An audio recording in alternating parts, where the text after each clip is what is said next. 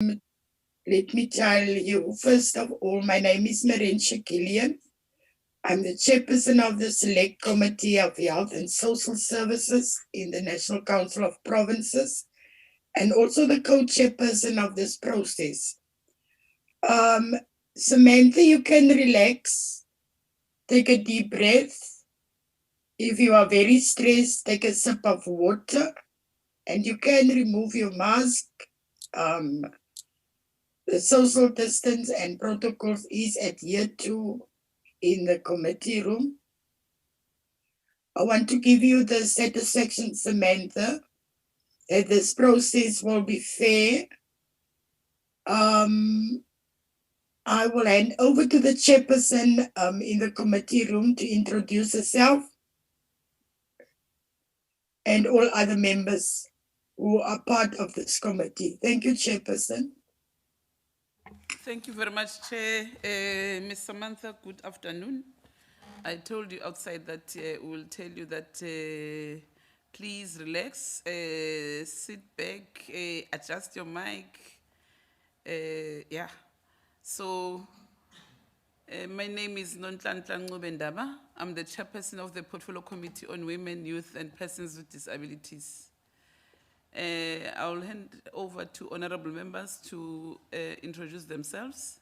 Honorable Masiko. Thank you very much, Honorable Chairperson, and good afternoon to you, Samantha, and welcome to your interview. My name is Fikile Masiko. I am a member of the subcommittee, and all the best for your interview ahead. Thank you, Chairpersons. Good afternoon, Ms. Samantha. My name is Otto Malika. I'm a member of a subcommittee. You are welcome and good luck for the interviews. Thank you, Chairpersons. Very good day to you, Ms. Bainon. My name is Leolo Mpiti, and I'm a member of this committee.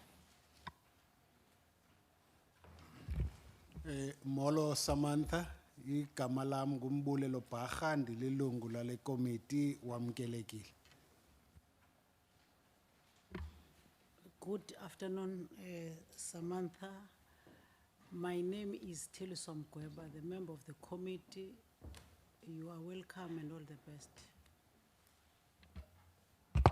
Inhlikani Samantha, Vitone Brenda Matable, a member of this subcommittee. Good afternoon, Ms. Samantha. My name is Joyce Witumelo Maluleke, a member of the subcommittee.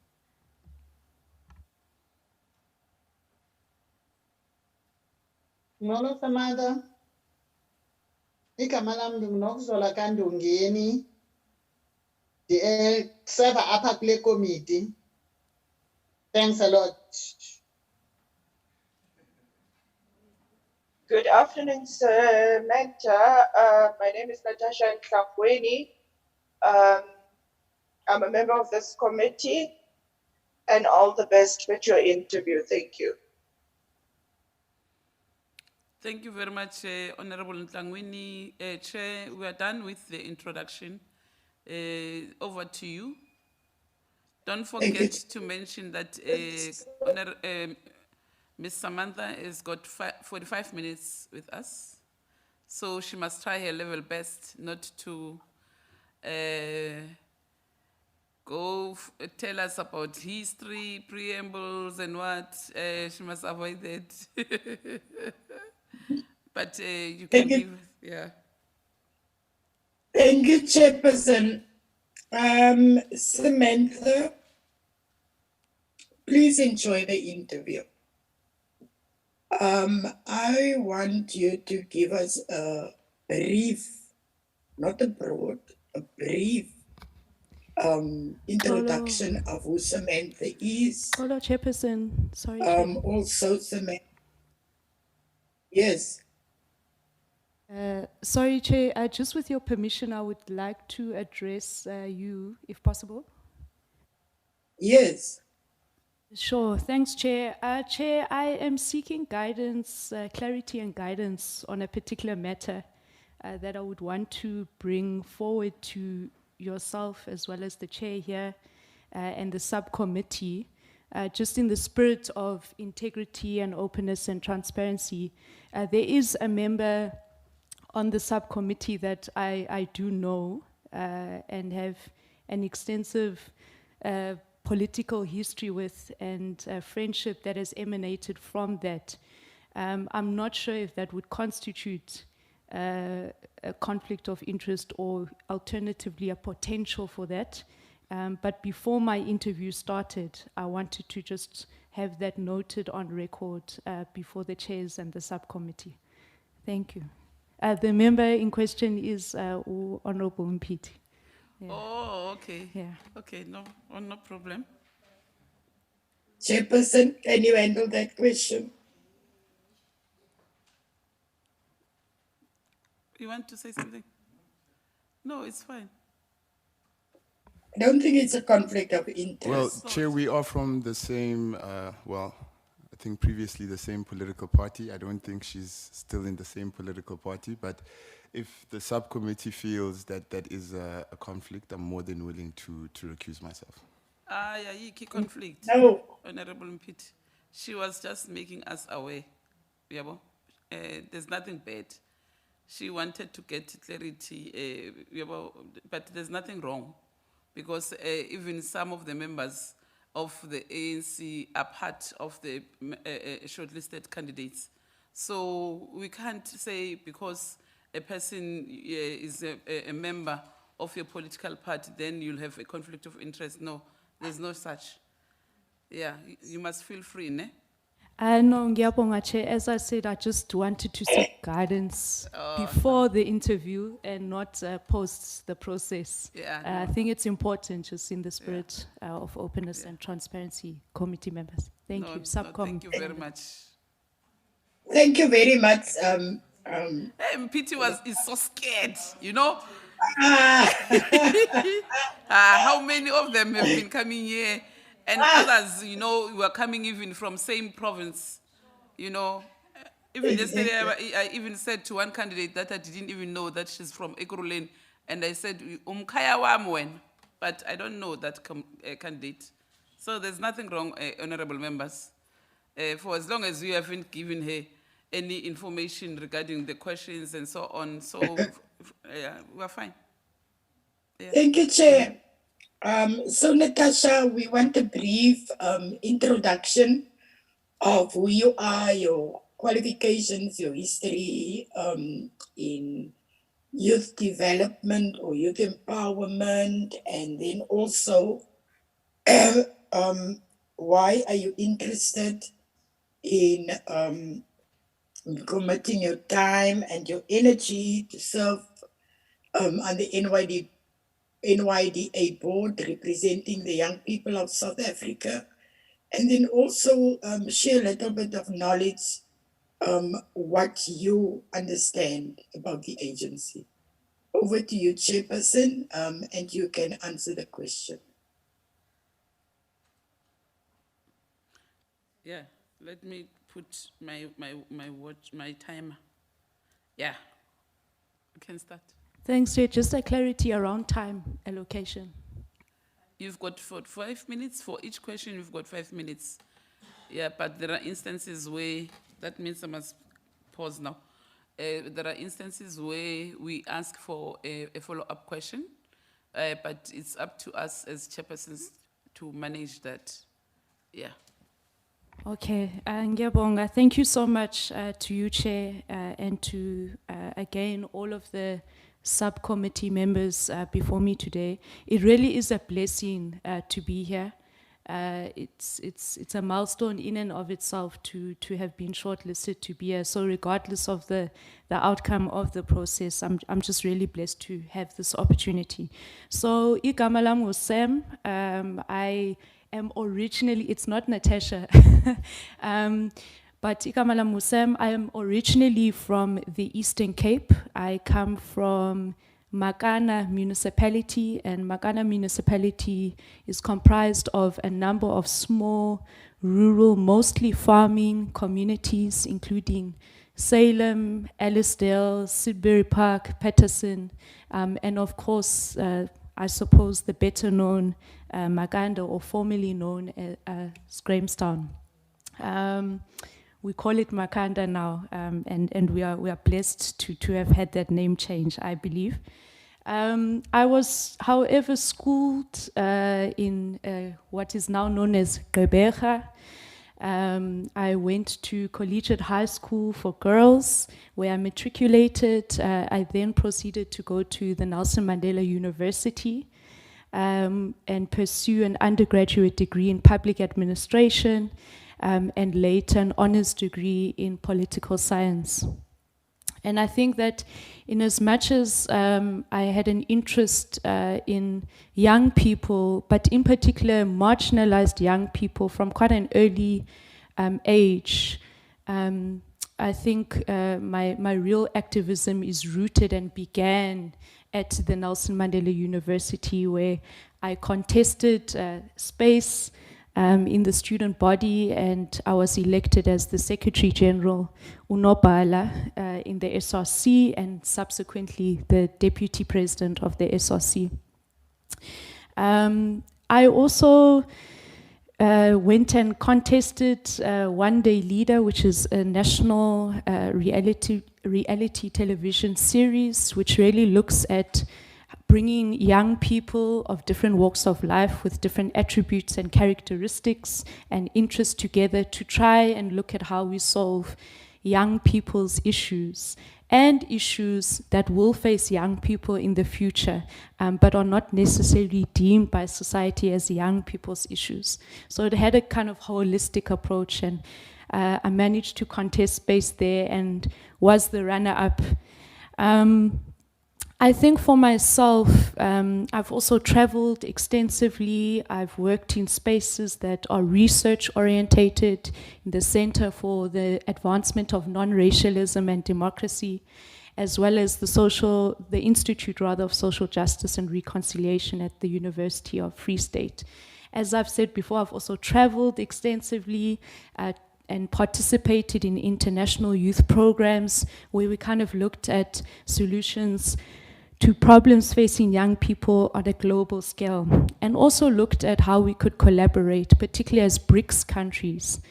And then, of course, I have served at a local government level as a public representative.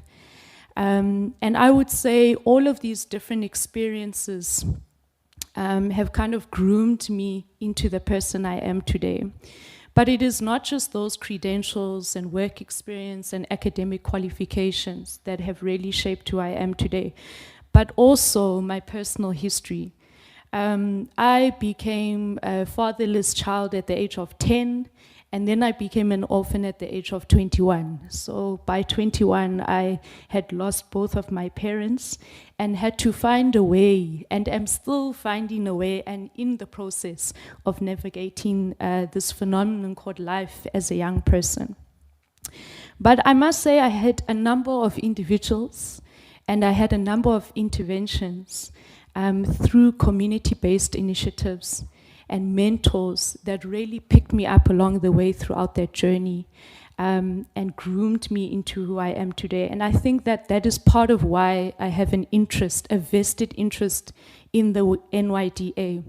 My understanding of the NYDA in terms of its mandate, because I think if we look at the identity or the purpose or the existence of an institution, we start with its mandate. It is really to look at how we integrate young people not only into the economy, but into broader society.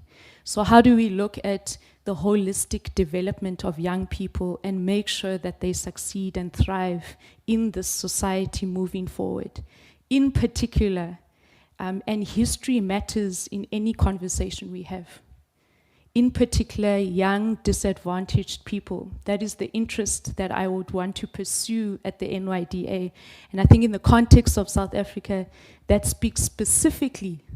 So it's a deliberate and intentional mandate to lift young Black South Africans out of poverty, to empower them, to empower women, to empower young people in the rural areas where I come from. My province is largely rural. It has one of the highest poverty and unemployment rates. It's known, unfortunately, to be that way. I think the combination of those factors, my own personal history, some of my achievements, my qualifications, but more so my heart. I think for me, my offer will always be about people. I have a heart for people, and I want to see people succeed. So that might not be the most academic or scientific answer to the question, but it speaks to what I think we are wanting to kind of achieve when we reimagine the kind of society that we want to build for young people in particular, but more so for the most disadvantaged young groups of young people in this country. So that is a little bit about myself, and it's a little bit of my understanding of the NYDA in terms of its mandate and why I have a vested interest in wanting to be part of this board and this collective of young people that come together to try and change the world a little bit better. So yeah, that's my answer. Thank you very much, Samantha. Chairperson, over to you to handle the questions in the committee room. Thank you, Chair. Thank you very much, Chair. I'll now take hands from honorable members. Honorable Ndongeni and Natasha. Yes, Chair. Natasha? Yes, Chair. Okay. Yes, Chair. Okay. Honorable Masiko, Honorable Matebula, Honorable Malika, and Bacha.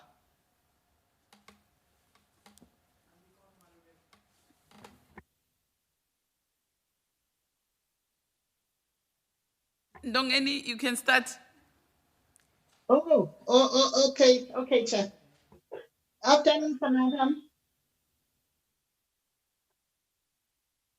Madam, the National Development Plan highlighted that having a relative young population can be advantageous, provided the majority of the work age individuals are gainfully employed. Taking into consideration the current labor market situation in the country, what can you recommend to ensure that public and private institutions prioritize employment of young people, both skilled and unskilled, with the aim to reduce youth unemployment? Thanks, Chair.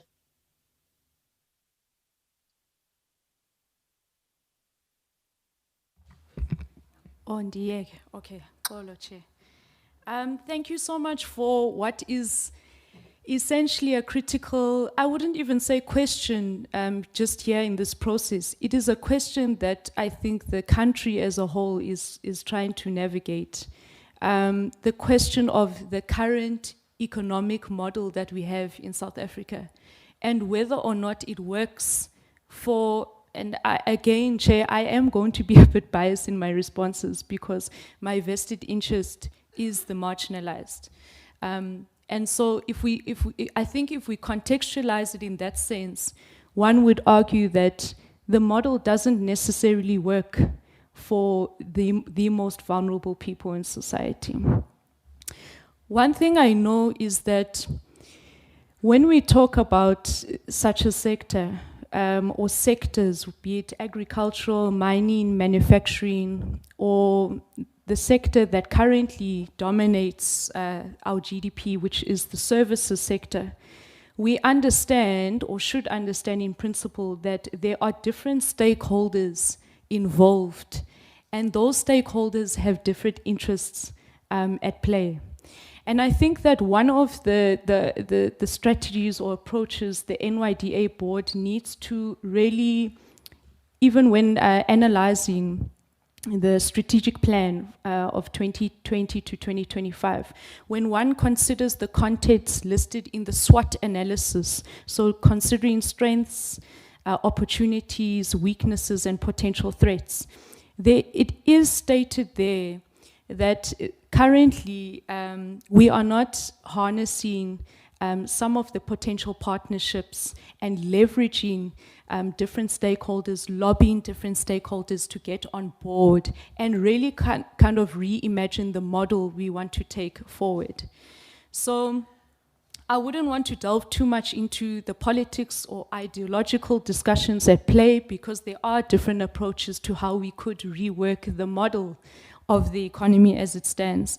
But what I'm interested in is what this board can specifically do to deal with this matter. I would say, number one, you need to strengthen your lobbying and influencing abilities and capacities and competencies. We really have to, in the context of SA, it is a fact, engage private sector.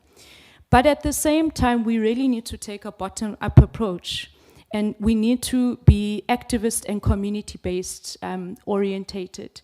And in that sense, one would need to lobby trade unions, one would need to lobby the NGO, NPO sector, one would need to lobby a variety of different community-based initiatives and groups of people. And of course, one would have to look at the role of intergovernmental relations. So how can we, at a very practical level, drive programs, projects, policies that really speak to entrepreneurship, speak to education and skills development, speak to really creating jobs at a local community level. And I don't think it's possible to do that without the role of IGR. I also want to say that one can always take a three-pronged approach to this in terms of lawmaking and policy making. I think part of the problem is that we have existing laws and policies that are yet to be reviewed, and in their current form, they kind of reinforce the system that results in the marginalization and exclusion of disadvantaged youth. So lawmaking is critical. Number two, oversight. You have to constantly measure if the programs and initiatives you have agreed to budget, to fund, to roll out are actually impactful. And number three, public involvement, which I've kind of briefly spoken about earlier on. We've got to learn to really strengthen competencies around lobbying, negotiation, influence. If we're not able to do that, we really are going to, what I spoke about before, see a number of different individual stakeholders with various interests move in silos and move in their own direction. And I don't think that is going to assist young people in any way. In terms of unemployment, I would speak to localization, I would speak to diversification, I would speak to dealing with the skills shortage gap, dealing with skills mismatches. You know, we have a number of brilliant, talented, young unemployed graduates who are not able to find work, that either not able to find work because the jobs don't exist, or not able to be placed because there is a skills mismatch. And I think that that's something we would also need to look at. Thanks, Chair.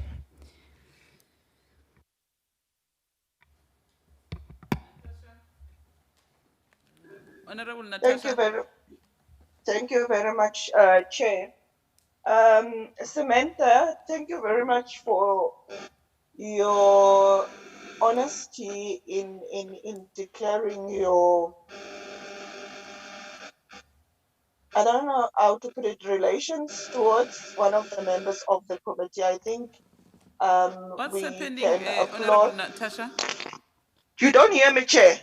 Yes, and there's something that is ringing. How? Yeah. Let me move away from where I am, Chair.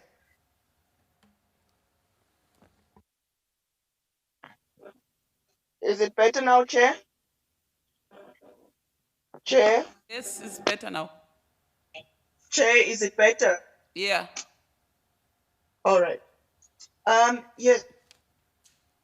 So I want to really thank you for that honesty.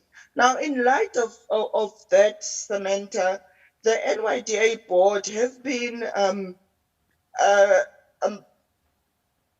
in the media a lot, with pertaining to political interference and so forth. They've been clouded with that judgment against them and been alleged that the board is having a lot of political interference. Now, if you were to be a member on this board, and having a relation with a member of parliament, how will you juggle that and ensure and win young people's trust to ensure that you wouldn't be influenced by the Honorable Quinty or any member of parliament or any politician to do wrong things on the board? Thank you very much.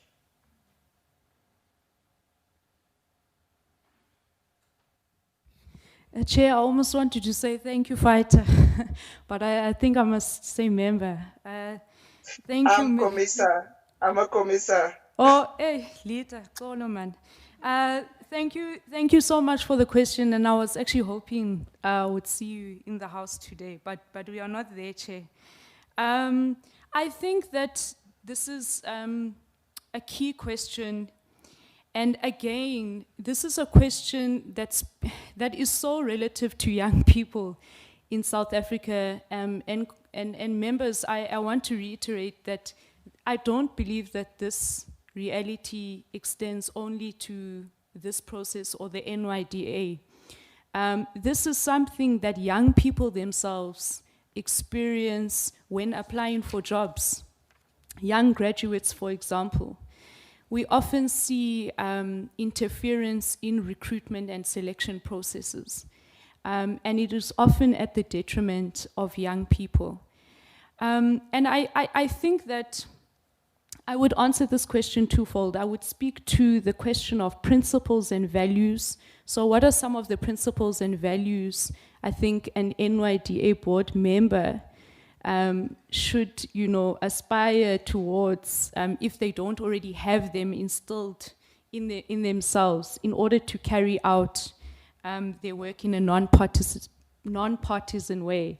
I think it speaks to the question of integrity, it speaks to the principles of honesty, openness, transparency.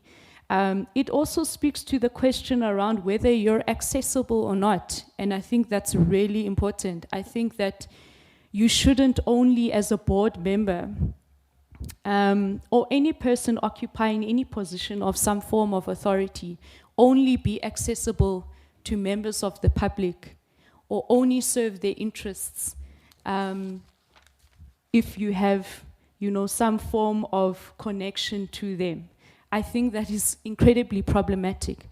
But I also want to, on that point, because I am aware of my own positionality as a young white South African, and I understand the importance of some of the remarks and narratives that I might drive or say in processes like these. And I wouldn't want them to ever be misunderstood, particularly by my own white counterparts. When we talk about how this exists today, we must understand that it exists historically as well. During, and I know Chair had said I should not go into history, but I think it partly is important. No, you can. During the era, and we know which era we are speaking to, the apartheid era, the colonial era, and I will be quite blunt, my forefathers and forefathers belonging to some of my white counterparts were quite deliberate and intentional in making sure that they conceptualized and formulated this system that systematically excluded other people. And in that context, it was on the basis of race, it was on the basis in the context of patriarchy on gender, and I guess in the context of, other forms of disadvantage, homophobia, it was a disadvantage to queer folk, for example.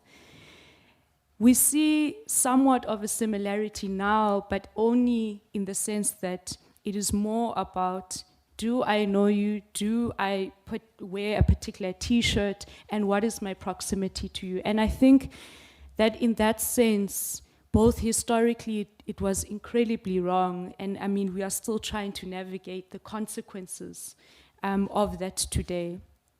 But today as well, I think this future generation of young leaders really has to make sure that I don't only assist you on the basis of the political t-shirt or membership you might have. I can assist you because you are a young person like anyone else, but it must not be the grounds for which I assist you and the grounds for which I exclude other young people. So I think that's a big part of it. I also want to say that in my own experience, you know, in local government, I served in a coalition, coalition government. And that required a lot of negotiation, it required a lot of diplomacy, and it also required us to treat everyone fairly and respectfully. There have been other instances as well. Currently, I serve as a public official within a provincial legislature. I, by no means, can only assist one particular political party or one member of a particular NGO from a particular constituency on the grounds that they belong to this political party. No, that is not my job. My job is to be non-partisan, and it is to execute the functions and duties prescribed to me within a particular legislative framework, and to do so with honesty and integrity, and to do so in a fair and just manner. And I think, I mean, the question, I could speak to it for quite some time, because it's something that comes up not just here, and not just in this process, and not just about the NYDA, but across society, and it's been part of our history, and it's something we need to try and change now. So yeah, we need to really be deliberate and intentional about that. Thank you. Thanks, Chair. Thank you very much, Samantha.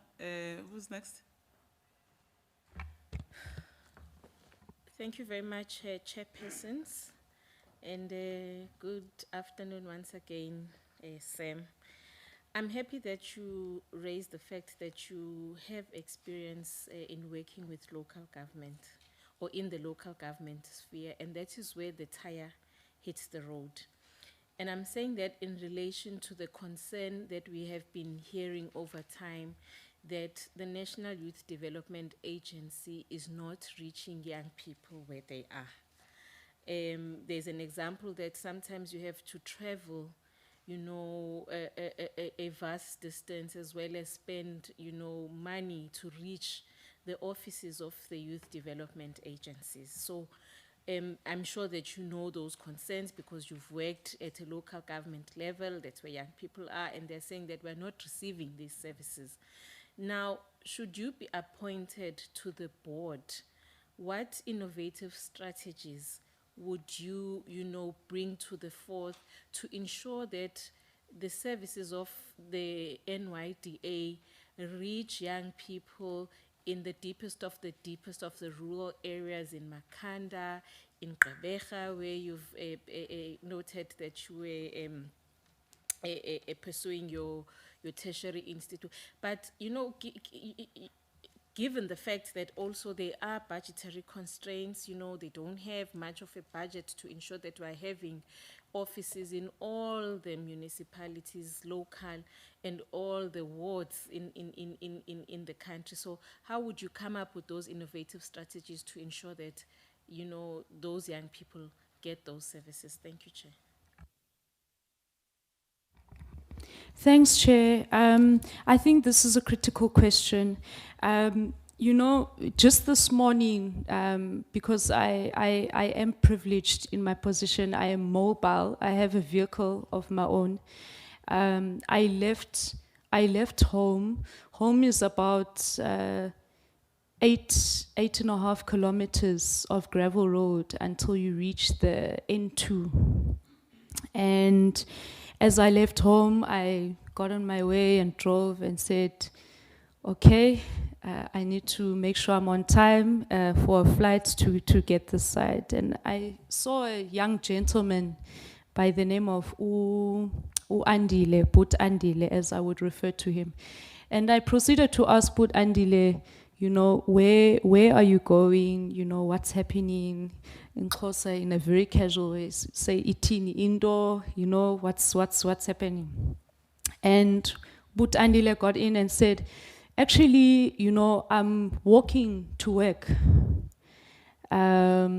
And I mean, it dawned on me, not out of ignorance, but out of the fact that it was a stark reminder of some of the very real existing inequalities in South Africa. So I proceeded to ask him, you know, okay, uzokhwela nam, uzohamba nam, you know, how far exactly are you going? No, I need to walk from A to B. So B was to the N2, so that was 8.5 Ks.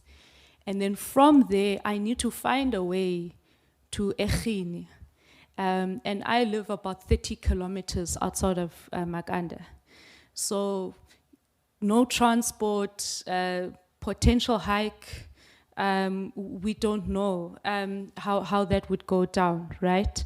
And in as much as I managed to assist today, it had me rethinking, because I mean, of course, as young, aspiring leaders, activists, policy makers, these are questions we constantly need to navigate. But it's in real life instances like that where you have a stark reminder, as I said. But I would say, when I looked at the existing provincial office and local offices of the NYDA in the Eastern Cape, there were several. I saw, you know, Gqeberha is covered, Utenake at Dinaga, Makana municipality, I think there's one Ekomani, Queenstown, and so on. I don't want to go through the whole list. But what I also noted is that in those towns, you'll find that the NYDA office is located in town. So it does not deal with the spatial planning question or legacy of the apartheid system, right? So for example, in PE or Gqeberha, if I have an NYDA office at Kwantu Towers, which is in town, how then am I servicing Usipo based in Motherwell, which is 30 kilometers away? Or how am I servicing Umikela in Shortcomings, which is also 30 kilometers away? So the question is critical, it's key. But my answer would be the following. It would be as follows. It would be to say, take a multi-sectoral and multi-stakeholder approach. I think a lot of our institutions tend to operate and function in silos, right? And that is why, even before I had mentioned, there is a real significance and importance to intergovernmental relations. Local municipalities, yes, we can have a debate around the state, unfortunately, of some of the municipalities. It's a question we must have. I mean, even right now, Makanda is busy with local strikes. But take those local municipalities, make use of municipal libraries, of community halls, because they are there, and equip them with personnel, equip them with tech for young people to utilize. I don't believe, for example, staff appointed to work in NYDA offices should be based there full time. I believe they should be on the ground, working with young people, traveling. So for example, if you are working in the NYDA office in Makana or in Makanda, I would want to see you be mobile and drive to Ellisdale, or drive to Salem, or drive to Seven Fountains, and speak to young people living in the farms. Speak to young people living as Laleni, inform them of some of the products and services. So I think we need to take a multi-stakeholder, multi-sectoral approach, involve the NGO, NPO sector, involve unions, involve local government, local municipalities, draw up cooperative agreements with those municipalities to kind of formalize your relationship with them, working relationship with them, and formalize some of the projects and programs. But the point is that we've got to resolve this question of reaching young people in remote areas. And I don't think it's fair for us to say young people in the remote areas must find their way to the NYDA. I don't believe that should be the case. I believe institutions like the NYDA must find themselves to young people, because if we claim, Chair, which I think we all do, to really understand the lived and shared experience of the majority of people in South Africa. We know that the approach of people being based at town, sitting at officing, is not going to work. It really needs to move. It needs to practically be mobile and move from that rigid kind of approach, and really reach young people in their spaces. Because they just don't have the means to find the way. It's not about their talent or capability. Young people in the rural areas are incredible and very innovative. But the problem is the question of inequality and access to resources. That's my answer. Thank you very much, Samantha. Honorable Malika. We should Thank do you.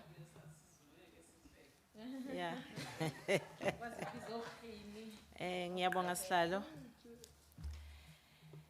Samantha, I think you are aware that the National Youth Development Agency was established by an Act of Parliament, NYDA Act 2008.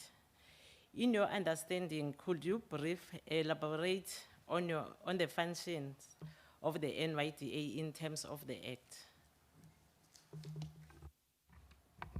Sure, I think it's always critical to understand the legislative framework that we operate in these different institutions.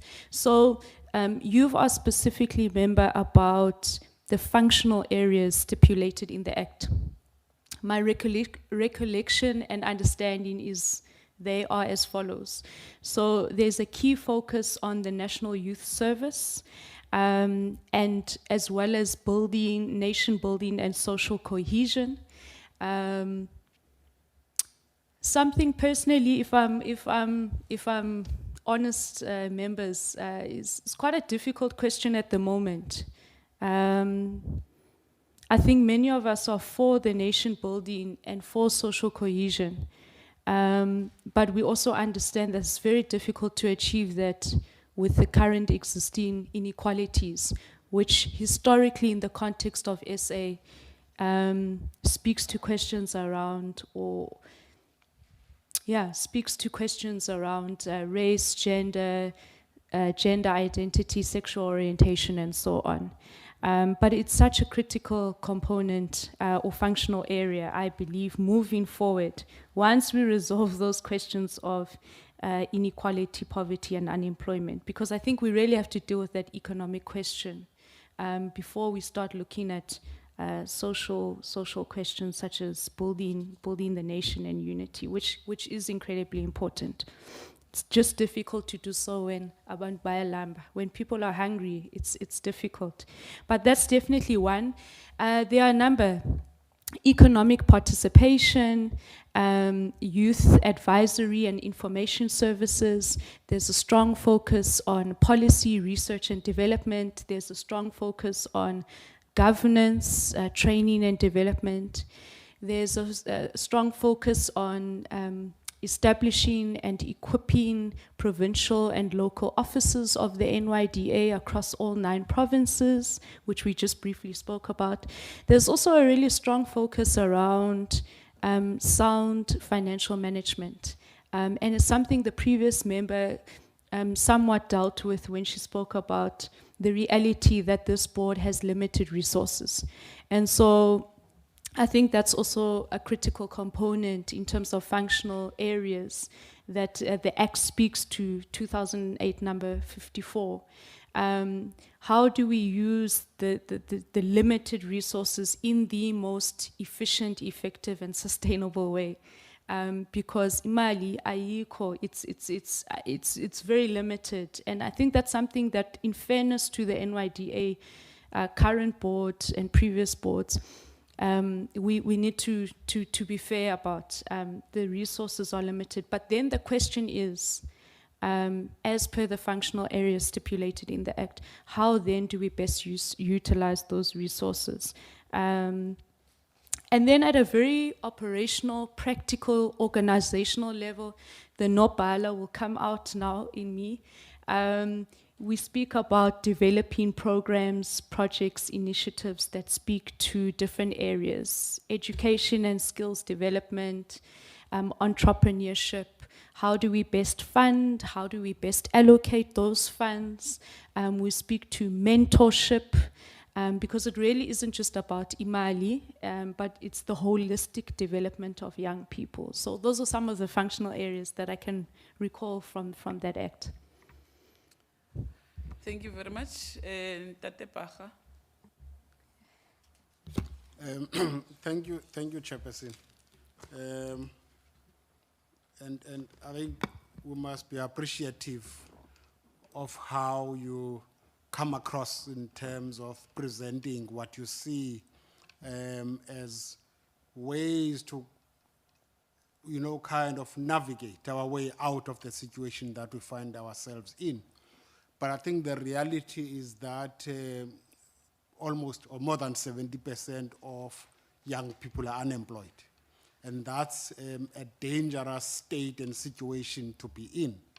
Now, what I want to check from you, just from the top of your head, what would be, if you were to be appointed from where you are sitting, what would be your starting point in trying to address such issues to ensure that we are able to just, make a dent on the unemployment and rescue the country and the young people in terms of the situation that they find themselves in?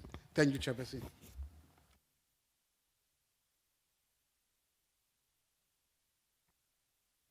Thanks, Chair. Thanks, member. I think so far we are cool with the question. Because it's a question that, so many of us are trying to grapple on a daily basis, regardless of the role and space we are currently in or aspire to be in as young people. How do we really solve this question of unemployment? I think for me, I wouldn't have a single solution to the problem. And I also want to say that the NYDA board is just one stakeholder and institution that should form part of a collective of stakeholders and institutions that really try and grapple with this issue. I also want to say, before I try and give some solutions, that it is a dominant solution, but it is connected to other issues young people face, right? So sometimes you'll find, for example, a young person hasn't necessarily not acquired a job because, there isn't one. Perhaps there is one, but the young person is living in poverty and hasn't eaten for 2 to 3 days. Some people might say it's an exaggeration. It is not. It is not in the context of SA, and could not manage, even in terms of transport and other resources, to make it to an interview, to try and contest for that space. So I'm just making one of many examples of a number of issues that are connected to this central issue. And I think that's also important with where I'm going.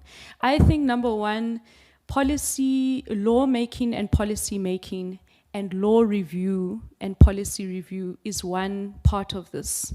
I think that we have existing laws and policies that don't directly speak to how we best create jobs, particularly moving forward into the fourth industrial revolution, where we talk about the need for young people to have acquired, in addition to perhaps a qualification, or even if not a qualification, certain skills: creative thinking, critical thinking, problem solving, networking, cognitive skills. These are some of the things that moving forward we know currently as young people and generations to come are going to be needed in order to best be placed and fit into the market as it currently stands. So you've really got to look at how some of those policies and laws are currently formulated, and assess, do they actually work for young people in their current construct? So lawmaking policy, one component. Number two, oversight. I think that it's not enough to say, as the NYDA, we have a budget, we've conceptualized, initiated young people's programs, and then we kind of leave it hanging and wait for the CEO to give us a report that we will then table, maybe publish, and so forth. We've got to constantly not interfere, but oversight on the progress of implementation of existing programs and projects. And even those existing programs and projects really need to be assessed rather, in terms of their impact. Are we just trying to tick boxes, or are we really looking at whether the existing projects and programs are impactful and reaching young people? So it's access and impact. That's where I'll leave it at because of Ixesha.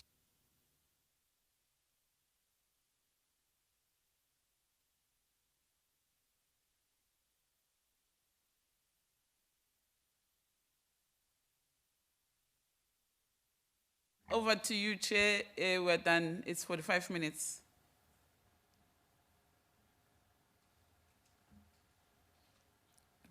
Akasekho. Chairperson, ngene chanini. Siyaqhubha. Ngokubonile uyasazi I'm here, isiZulu. Chair. I was just struggling to connect. Thank you, Chairperson. You must tell her in Xhosa. Thank you, Sam. Excuse me, Chairperson. I didn't hear that. Tell her in Xhosa. In course, Sam. Hey, Sam can And speak I'm- Zulu and Xhosa fluently. I'm coming there, Chair. Don't worry. Don't worry. Sam, thank you very much for honoring your invitation to come to this interview in front of this panel. It was very, very informative. Thank you for your honest answers and honest opinions. I would love to ask you, Sam, if you've got any question to the panel regarding the procedure. No, Chair, just a comment, if I may. You may. Oh, ndiyabulela. Akiri, you have the authority, so I must get that space from you. You know, in my current institution, the principal always talks about executive authority, so we must be given that space. But I just want to say thank you very much to each of the committee members, both present and on the virtual platform.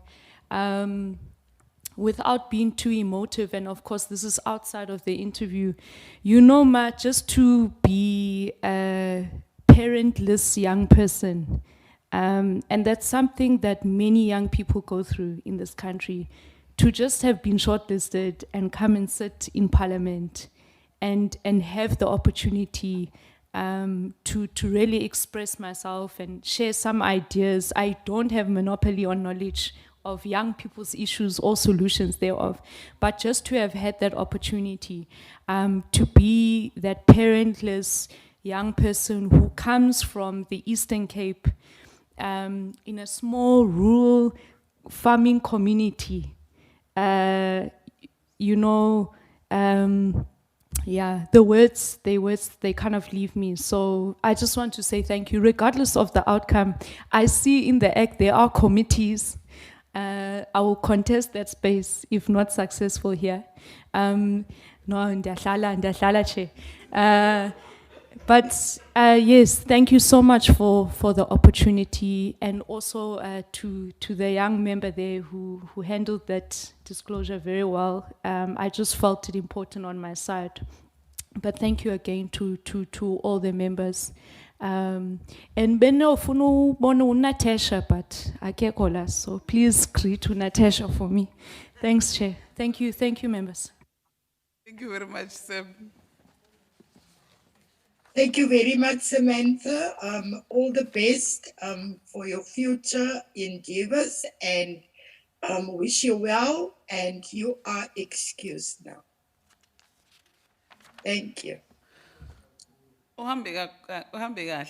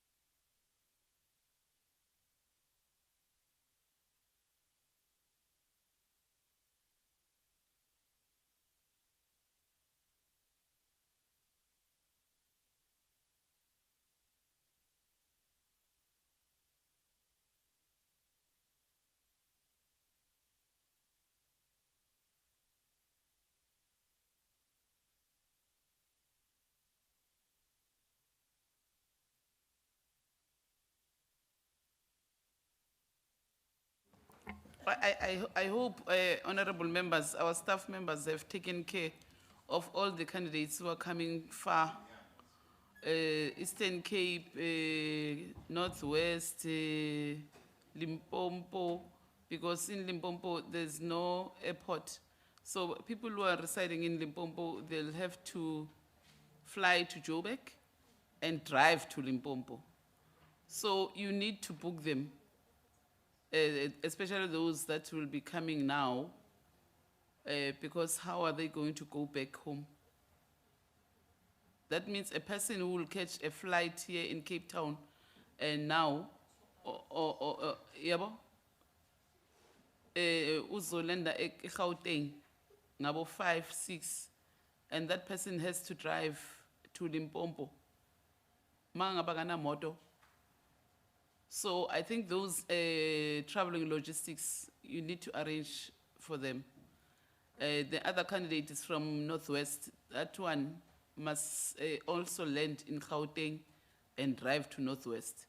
So those arrangements, you should have made them, which you book them in. Ne? Ama candidate ngalala estradini.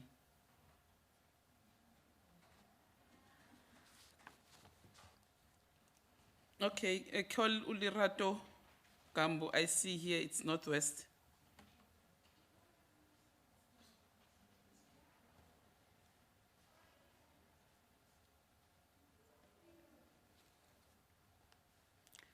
And the next one, Zuki.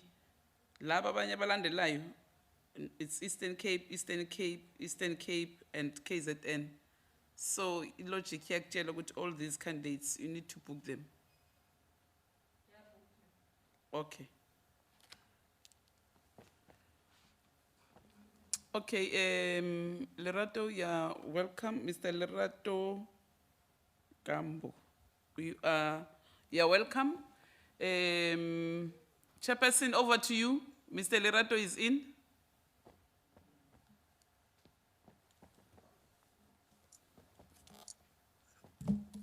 Thank you, Chairperson. Welcome, Mr. Gambo. Let me take the opportunity, Mr. Gambo, to introduce myself. My name is Marenche Gillian. I am the chairperson of the Select Committee in the NCOP for Health and Social Services. I'm also the co-chairperson of this committee who's handling the process of filling the vacancy on the NYDA board. I want you to relax, sit back. If you're a bit stressed, drink a bit, take a sip of water and enjoy the interview. I'm going to hand over to the chairperson in the committee room to introduce herself and the rest of the members of this committee. Thank you very much. Over to you, chairperson. Thank you very much, Chairperson. Good afternoon, Mr. Lerato. And you are welcome. We wish you good luck. And I'll now hand over to Honorable Masiko. He's introducing them. Oh, senkhohliwe. Phela kunisicela usebenza. Igama lami nginguNonhlanhla Ncube Ndaba. Usihlalo wale committee lo mama nabantu abasha nabantu abakhubazekile. Ngomunye osihlalo abancedisa usihlalo oceda ukukhuluma nawe khona manje. Kwale committee ngizonikezela ilunga elihloniphekile umama uMasiko ukuthi aqale ukuzibika ukuthi ungubani. Namhlanje ngisibambile. Ngiyabonga kakhulu mhlali ngaphambili. Mr. Gambo siyabulisa kuwe. Igama ufikile Masiko. Ilunga lekomiti. Sikufisela konke okuhle kule interview yakho ozoba nayo njengamanje. Siyabonga. Ngiyabonga sihlalo. Igama lami u-Audrey Kamalika ngilunga lale committee.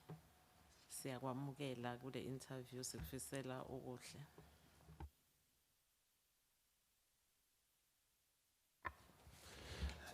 Ndibulise kuwe bhuti igama nguLyolo Mpithi.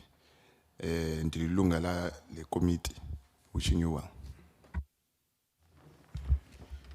Thank you, chairpersons. Good afternoon, Lerato, igama lami nguMbulelo Bhaga, okwalilungu lale committee. Enkosi kakhulu. Good afternoon, Mr. Gambo. My name is Telisom Gweba, and a member of this committee. You are welcome and all the best. Nakensa chairperson Vito ni Brenda Matebo ni member ya le committee.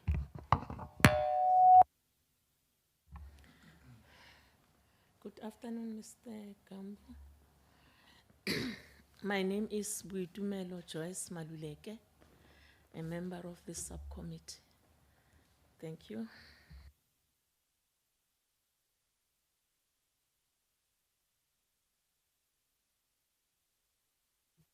Molo mnumzana uGambo. Igama lami ndinguNokuzola kaNdongeni. Ndilapha kule committee. Ndiyabulela ndikunqwenelela impumelelo. Enkosi.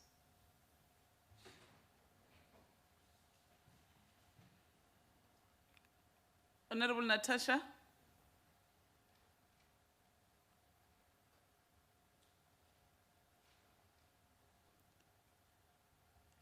Honorable Ntlangwini. Over to you, Chair. Thank you, chairperson. But let's check first, Chair, whether there's sound or what. Is the sound working from that side? Oh, okay. Thank you, Chair. Mr. Gambo, as I gave you an indication that this is a free and open process, and I would like you to briefly tell the panel members about yourself, who is Lerato Gambo. And why are you interested in serving the young people of South Africa, becoming a board member of the NYDA? And then also, what is your knowledge of the agency? Thank you.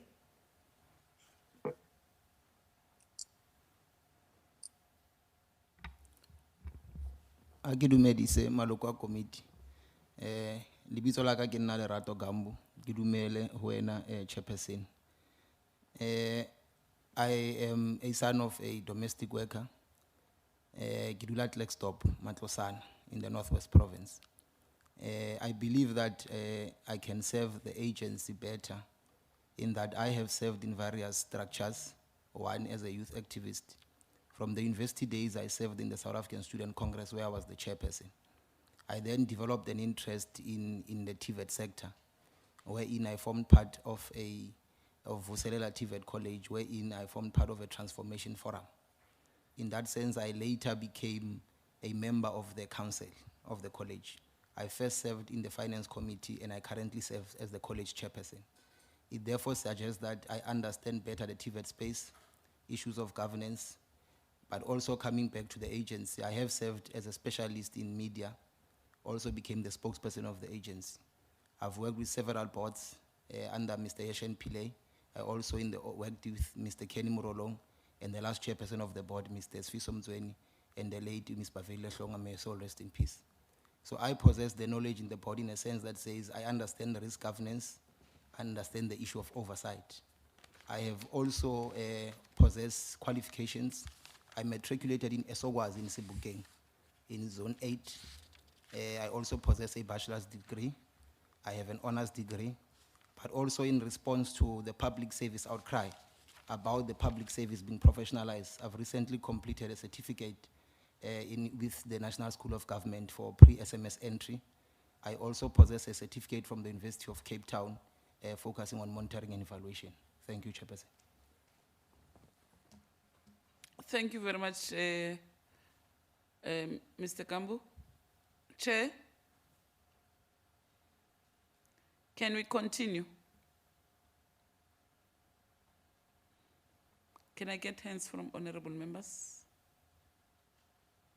Honorable Bacha, Honorable Mkweba, Honorable PT, Honorable Matebula?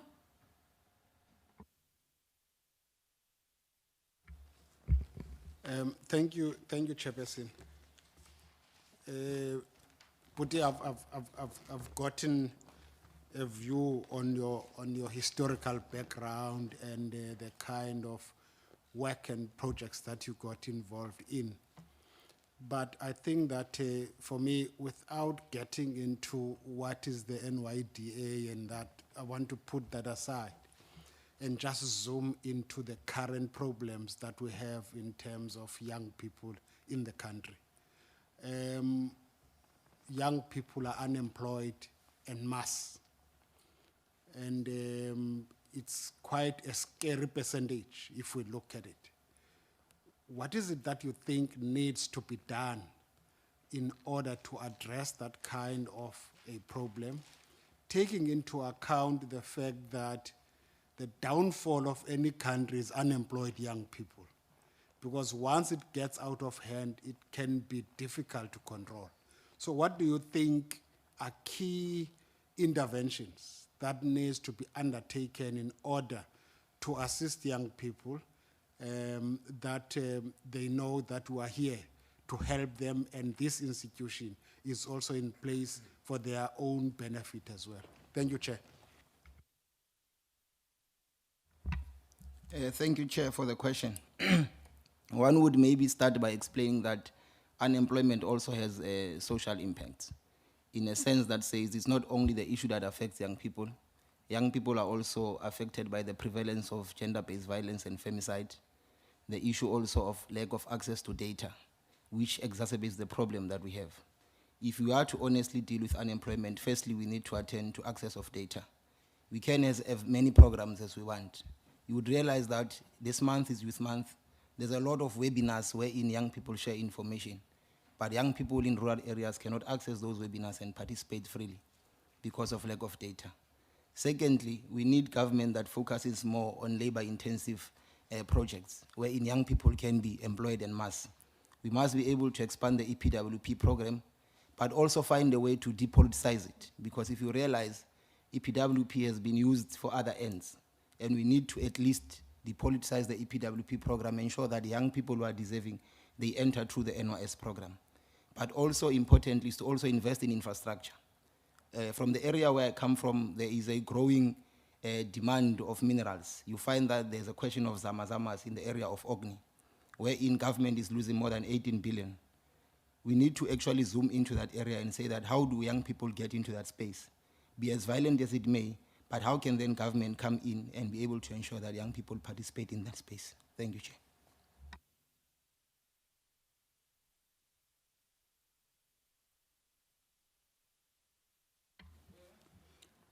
No, thank you very much, Chair, and thank you, Mr. Gambo.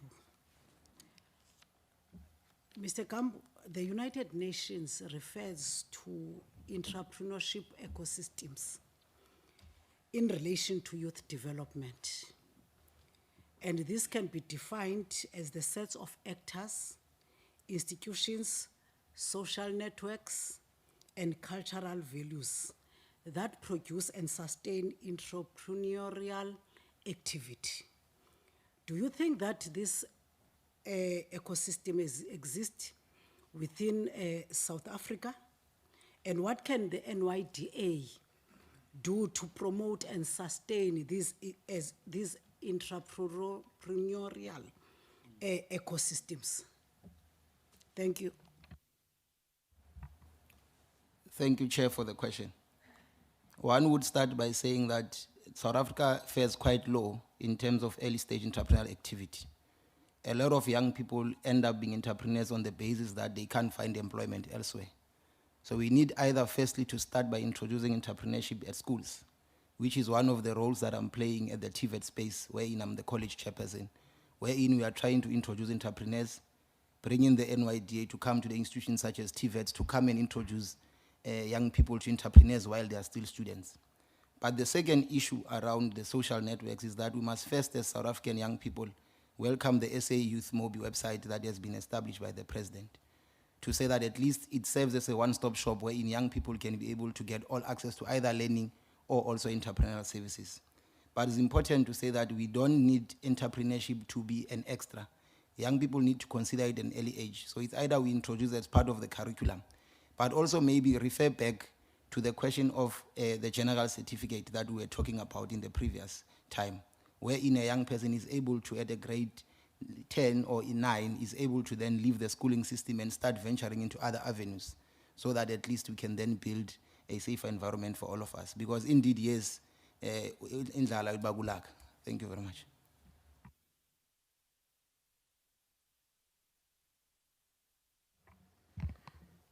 Thank you very much, Chair. Mr. Gambo, if you are elected as a board member, what can you do to promote diversity in the agency?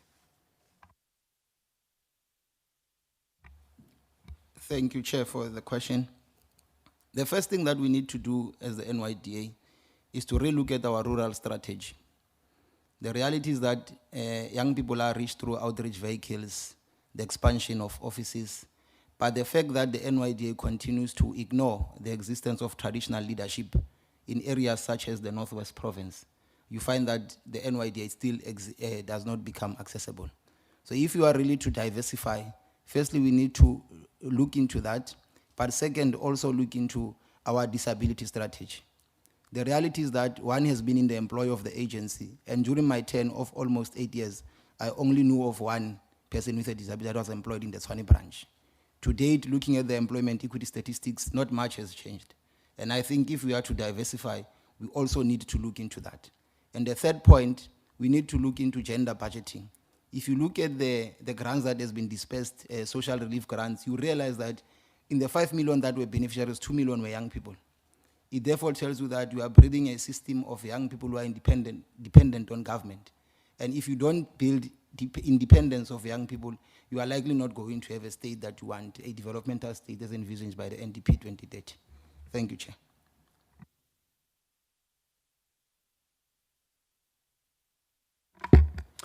Thank you very much, Chair. I must say, Mr. Gambo, I appreciate how precise you are in your responses. I think that's something that is to be admired, because we hear a lot of long-winded responses. But I just want to take you back and agree with you to say that we do have a challenge in this country, particularly when we look at the data costs and how they affect young people. COVID has exposed the fact that, not necessarily exposed, but has shown us that we have to become more reliant on technology, and particularly for young people who use it as a mode to communicate and connect with various companies and businesses in terms of finding jobs. I just want to understand from you, should you be appointed onto the NYDA board, what exactly is the plan in terms of getting data costs to be lowered? What will you do? If you can just walk us through practically in terms of that step, because I think young people always hear the slogan, lower data costs, but no one actually says how. Thank you. Thank you, Chair. Perhaps when appointed in the board, we would need to start moving from theory to practice. Firstly, you would realize that indeed a lot of youth development issues are about sloganeering. In the previous board term, there was an assertion that there needs to be a removal of experience as a requirement. But to date, when we look at certain adverts, there's still a requirement even on entry-level positions. It therefore says we only speak and we do not act.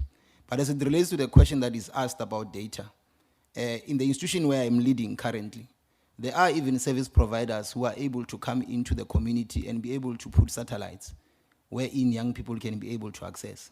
Perhaps we need to start looking into the district development model, which will deal with silos that are happening in terms of development.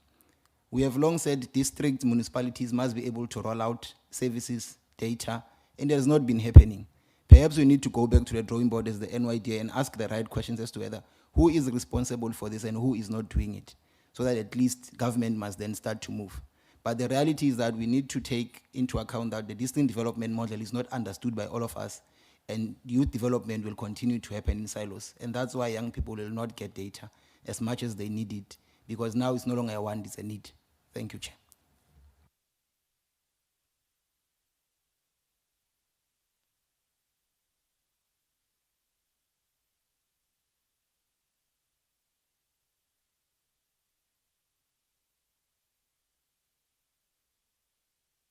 Chairperson, thank you very much.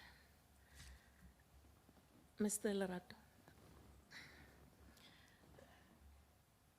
can you briefly tell us what will you do? Because when I looked at the NYDA, there's a budget deficit, which is one of the challenges in the NYDA.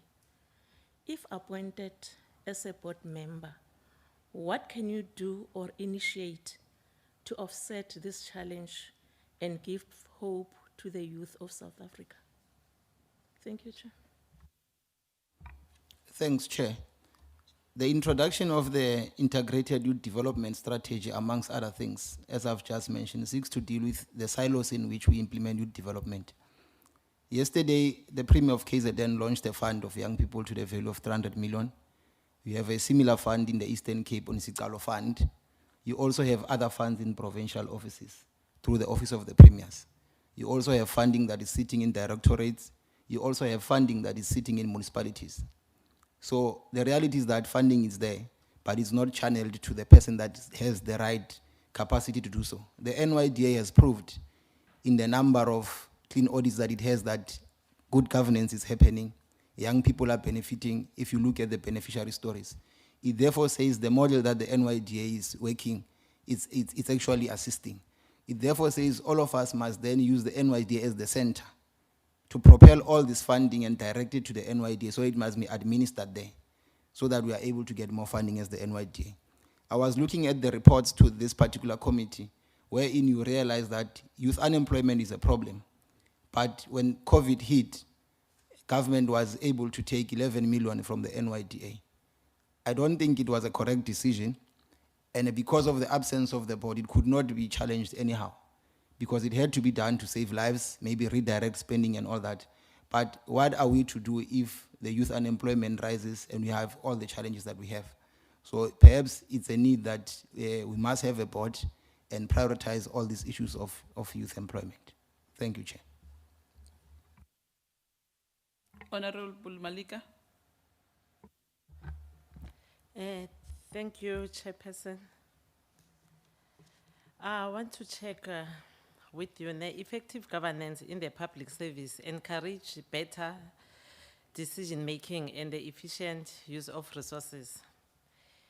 If maybe you can be recommended for appointment to be one of the board members, how would the Public Finance Management Act apply to the NYDA? And what role will the board of directors play in terms of the PFMA in the NYDA? Thank you, Chair. One of the findings of this committee around the issue of the NYDA has been that there has been regression in performance reporting and financial management, which therefore says that the absence of the board has partially resulted in those things happening. So if you look closely at the PFMA, you'll realize that the board is charged by the Act to be able to play oversight on public funding. So it would be easy for us to implement the PFMA in light of what is happening. One, we would then be able to use our committee charters in relation to the committees that are there. For example, the NYDA has an investment committee. So in the absence of the board, there's no charter in place. It means that committee has not been sitting. So it responds also to the question that we have just responded to, that there is no way that the NYDA can offset the lack of funding when the investment committee does not sit to go and seek funding elsewhere. So it's important that we stick to the PFMA, be able to deal with the regular expenditure. When you look into the reports, you realize there's about 112,000 wherein a person was actually suspended for that particular purpose. So it's important to stick to the prescripts and ensure that when we deal with public money, we do value for money and we implement the budgetary principles. Thanks, Chair. Mr. Gambo, out there is a narrative to say there's this political interference. In your own view, how do you define political interference? And if it happens, if maybe you are appointed as a board member and there's political interference, what will you do? Thank you, Chair. Part of the codes that are guiding effective governance or good cooperative governance would speak about disclosure. And it's quite a critical element in governance that people must declare if really they are conflicted, is the first one. But the second one is that when you are in a board such as the NYDA, you need also to get the context as to where the NYDA comes from. If you realize the Parliament has just released the report now around the youth participation in Parliament, you realize that our Parliament in the country is constituted only by 9% of young people. Countries like Rwanda, they've got even a specific number of people that should be in Parliament. So part of our problems and why there'll continue to be an outcry about political interference is because young people are not actively participating in the processes of governance in the country. If you look at from 2014 to 2019, there has been 11% decline in the voter turnout in terms of young people in the country. So they will always cry political interference until they are part of a political program wherein governance is also related. But one thing is that you need not bow to pressure when you are in the board. You realize that you are serving young people, the most poor and the marginalized. And therefore you don't only get political mandate. The only mandate that you serve is of young people of this country, which is to deal with poverty, unemployment and inequality. Thank you, Chair. Thank you very much. Honorable Masiko. Thank you very much, Honorable Chairperson. And thank you very much for the responses that you have provided, Honorable Gambo. What, in your view, are the desired attributes of a good board member? Thank you, Chair. The NYDA does have a value system, which amongst others speaks to honesty, which also speaks to accessibility, which also speaks to integrity. And I believe that I'm one of the young people who do have an integrity in standing, but also accessible to a lot of young people. But also, I believe that to become a board member, you must be credible. Because if you look at the vision of the NYDA, which when we enter into the board, if we happen to succeed with whoever will be serving in the collective, we must be able then to expand the mandate of the NYDA. If you say you're a capable, credible youth development entity for the plight of the South African youth, you must also say within which environment, because we have not really expanded as to say that it's in the era of COVID-1, but also it's in the era of the fourth industrial revolution. So you need to be a multifaceted leader who happens to have a number of skills to be able to lead an agency of government such as the NYDA. Thank you, Chair. Have you made inputs in terms of the new amendments of the Act? Chair, thank you very much, Chair. In terms of the amendment of the Act, there's an NGO which I participate in. It's called Tuko Space, which deals with issues of femicide, gender-based violence. Part of the submissions that they were making, it was around the addition of more members into the board, but also they were also speaking about the term of office of the board. To say that if you look at your medium-term strategic framework, when you use policies and all those things, even our elections as a country, you happen to plan around a 5-year cycle. Why would then you be able to have a board that lapses in between an election year? So it's rather better to have a term that is 5 years, rather increase the number of members into the board, maybe to 9, but also look at the fact that when you speak about interference, the issues of the executives, there's the CEO, there's 2 executives in the space. If you look at cost-cutting measures, do you really need to have people who are office bearers in the office, or do you only want to have a board wherein you just come in and go? Because the 4IR has shown that we are running boards, but we are running boards virtually. Because reports we receive, you purchase gadgets for members of the board, you provide data for members of the board, and we are able to play oversight. Thank you very much.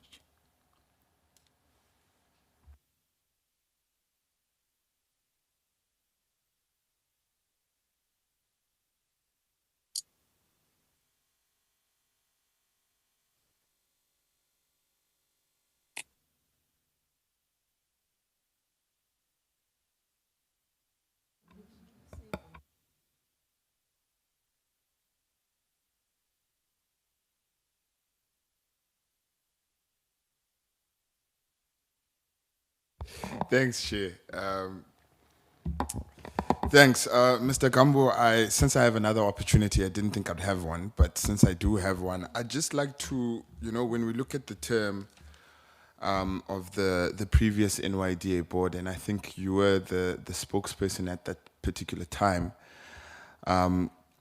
we've been speaking a lot in this particular interview process about saving money and being able to use money for services. And it was very clear during that time that, the chairperson, the CEO had drivers as to drive them to meetings. And I personally had an issue with that because I thought that money could be used for the benefit of young people. But I just wanted to hear your opinion on that issue in terms of good governance. How do we preserve and save money of the NYDA and not rely and put this money on salaries and having cars and having bodyguards? Because that's not a role of a board member. The role of a board member is to find new ways in which to empower and develop young people. And so how exactly do we streamline, should you be appointed onto the board, that particular culture that comes into the NYDA, which I think personally is not the right one. Thank you. Thank you very much, Chair. In response to the question, one must maybe refer to the committees of the board and how it happens that a structure of such a nature is being approved by the board of directors. Because I believe that when you are involved in a board, there's also issues of human capital that you need to look into. And part of the then chairperson having a driver, I think it was a duly approved process wherein a board look into the matter to say that if you look at the model of the NYDA at the time, it used to deal with a lot of outreach programs and would then expect the chairperson to move around and all those things. Not that we want to advance to say that that is an only absolute reason. But if you look at COVID now, that model happens to change, which it therefore says now we need to look into how we now prioritize issues of data access and other things. But I think if it's a duly followed process on how we deal with human capital and also ensuring that the chairperson does deliver on the work that is done, especially when he's an executive, I don't think there's an issue. But I think that we can do better. Whilst at the agency, I was also a member of a trade union, wherein I was part of the process in the restructuring of the agency, moving it to the capping of the salary that was decided upon by Parliament, that at least the salary wage bill must be at 34%. So I was part of those processes. So I therefore understand the importance of saving cost and not having quite a redundant structure and having a lot of money to spend on it. I think I've responded to the best of my ability, Chair. Thanks. Thank you very much. This was your last question. And thank you very much, Mr. Gambo. Over to you, Chairperson. Thank you, Chairperson. Mr. Gambo, thank you very much for your brief and honest answers to the questions that were posed to you. Can I ask you if you've got any question that you want to ask the panel on the procedures from here onwards? Thanks, Chair. Mine is maybe to thank young people who have nominated me to come and maybe present my view on youth development, but also thank members for the opportunity. Lastly, Chair, perhaps I have raised in my response the issue that the absence of the board creates a lacuna of some sort.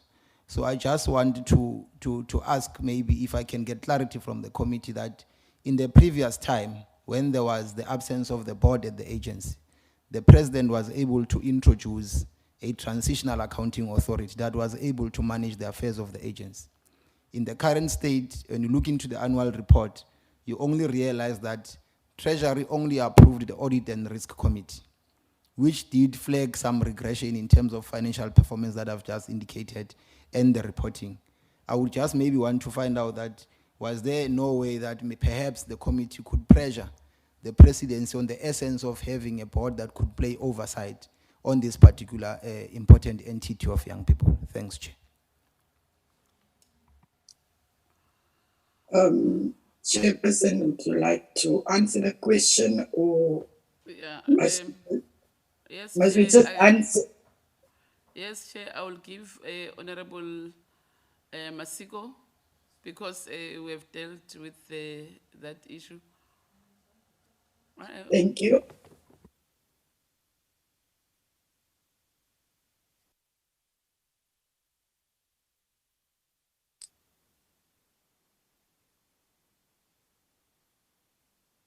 Honorable Masiko, I can't hear Chairperson.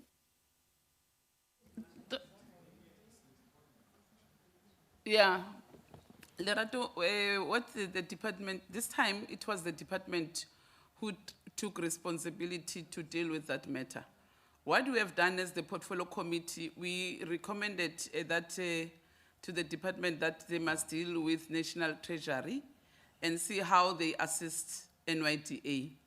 And then they did went to National Treasury to request that National Treasury must assist them with and one of the entities according to National Treasury regulations, whereby it says they can appoint one of the public entities to take care of NYDA. Meanwhile, there's no board. So unfortunately, the Minister of National Treasury said he can't sign those, he can't appoint an entity because he's not the Minister of Women.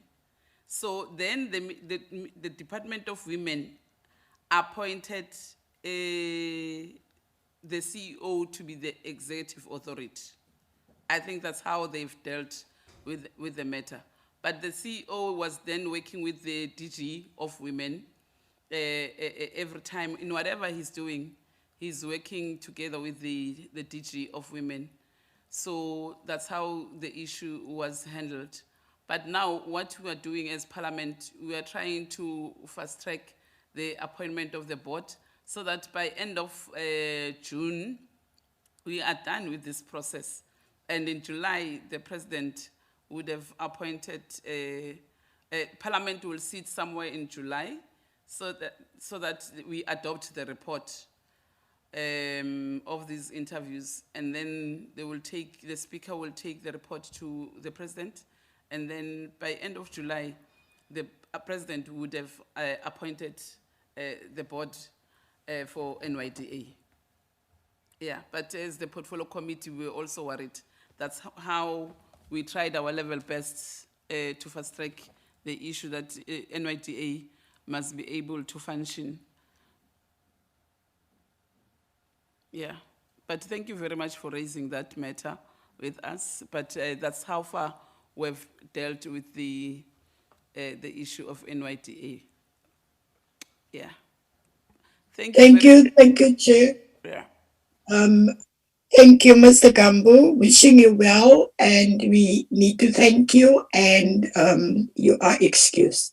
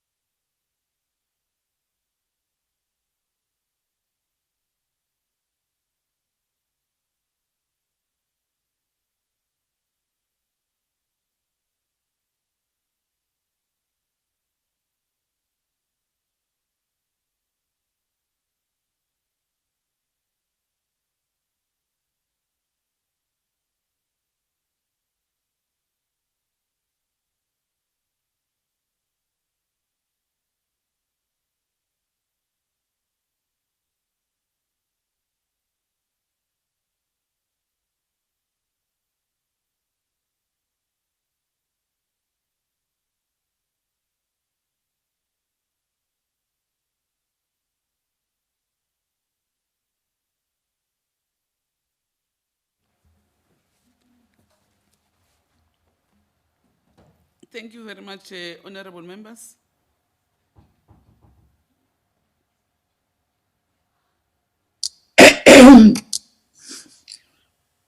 Thank you, Chairperson. Welcome, Mr. Sebia. Allow me to welcome you to this interview. Thank you for honoring your invitation to come before this panel. My name is Marinsha Gillian. I'm the chairperson of the Select Committee of Health and Social Services in the National Council of Provinces, and I'm also the co-chairperson of this committee who's dealing with the process of the filling of vacancies for the NYDA board. I want you to be comfortable, relax. If you're a little bit nervous, take a sip of water. I will hand over to the chairperson in the committee room to introduce herself and the rest of the panel. Thank you, Chair. Mr. Sebia, sacela ukukhuluma imaski sibonga ukuthi uwe lo shortlistile of omunye umuntu ozokukhulumela. Thank you very much, Honorable Chair, and good afternoon, Mr. Sebia. You're welcome. My name is Nonhlanhla Ncubendaba. I'm the chairperson of the Portfolio Committee on Women, Youth, and Persons with Disabilities. I'll now hand over to Honorable Masiko for introduction. Thank you very much, Honorable Chairperson, and a very good afternoon to you, Sotobe. My name is Fikile Masiko. I'm a member of the subcommittee. We welcome you to the interview and we are wishing you all the best. Thank you.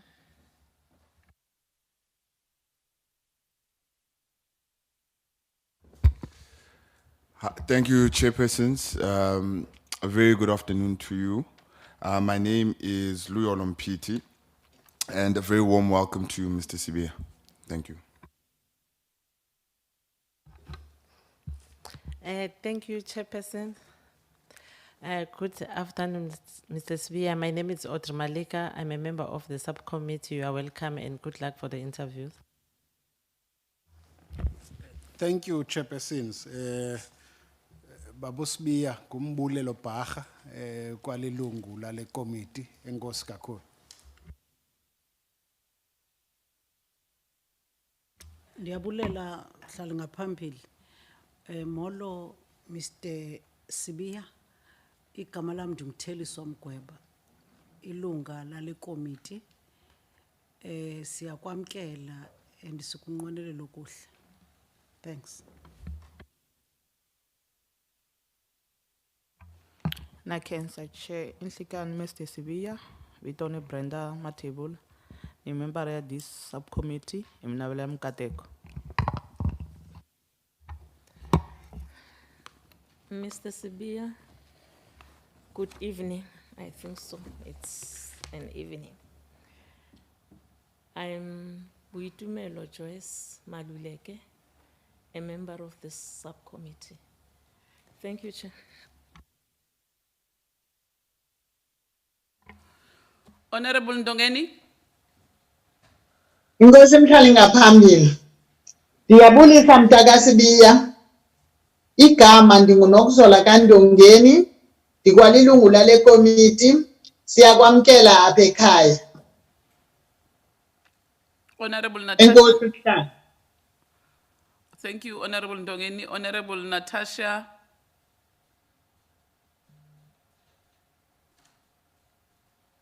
Chair, I think she's indicating that she's got a problem of network. She indicated to you. Yeah. Oh, there's Natasha. Natasha?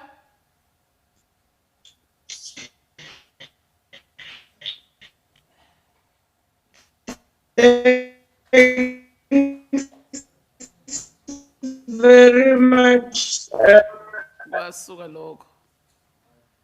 Thanks very much, Chair. Oh, network is dealing with me straight Yeah. namhlanje, Chair. Will Ngiyayibona. bear with me. My name is Honorable Natasha Nhlangweni. I'm a member of the subcommittee. Chair, Yes, can you hear me? yes, we can hear you. Chair, We can hear you. Chair. Natasha, can you hear me? It's fine. She will introduce herself later. Thank you, Chairperson. Mr. Mr. Sebia, can you briefly introduce yourself to the panel, who you are, also why you are interested in serving the young people of South Africa and the NYDA board, and then also if you can share your knowledge with us, what you know about the agency. Thank you. Well, thank you very much, honorable chairs, co-chairs, honorable members of the parliament. My name is Doliga Sebia, Chair, very briefly. I come from the province of the Eastern Cape, in a very rural town in the Eastern Cape called Bizana. Of course, given the nature of the rural town, I'm coming from the rural place called Vutwini, where we're struggling with a lot of issues as young people. However, despite the challenges that we've been confronted at that local area, Vutwini, Bizana, one managed to study, of course, on the side, being involved in a number of activities in the rural areas, especially in the sector of sports, arts, and culture.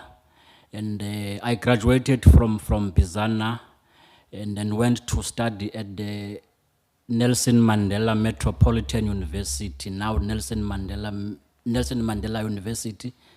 And I've done quite a number of programs there. And currently, Chair, with the interest of time, I got a scholarship to go and study at the University of the Witwatersrand, in particular on my interest and passion around the skills development. Chair, I'm doing my PhD, which is at the advanced stage now, on the question of skills. I'm trying to understand what is the contribution of skills, formal qualification, in relation to inclusive growth and transformation in the manufacturing sector. Chair, my program is derived from a multi-country skills project of 6 countries, focusing on 3 manufacturing sectors in South Africa: is automotive sector, clothing and textile, and food and bev. That's in a nutshell, Chair. In the interest of time, that's who I am. Of course, I am interested to contribute to the collective leadership of the agency to drive youth development. I feel, Chair, I felt that there is a space for me over and above time that I have available to contribute in the space of youth development for a number of reasons. Amongst others, Chair, I have been involved in the youth development space for a couple of years. And I do believe that the experiences, informal, non-formal experiences that I've acquired in a number of youth organizations and activism in the university, community organizations have at least equipped me with necessary tools and instruments to come and add value and at least plow back to my country. I believe, Chair, that as a product of the democratic state, my first degree, I acquired it as a result of the National Financial Student Scheme.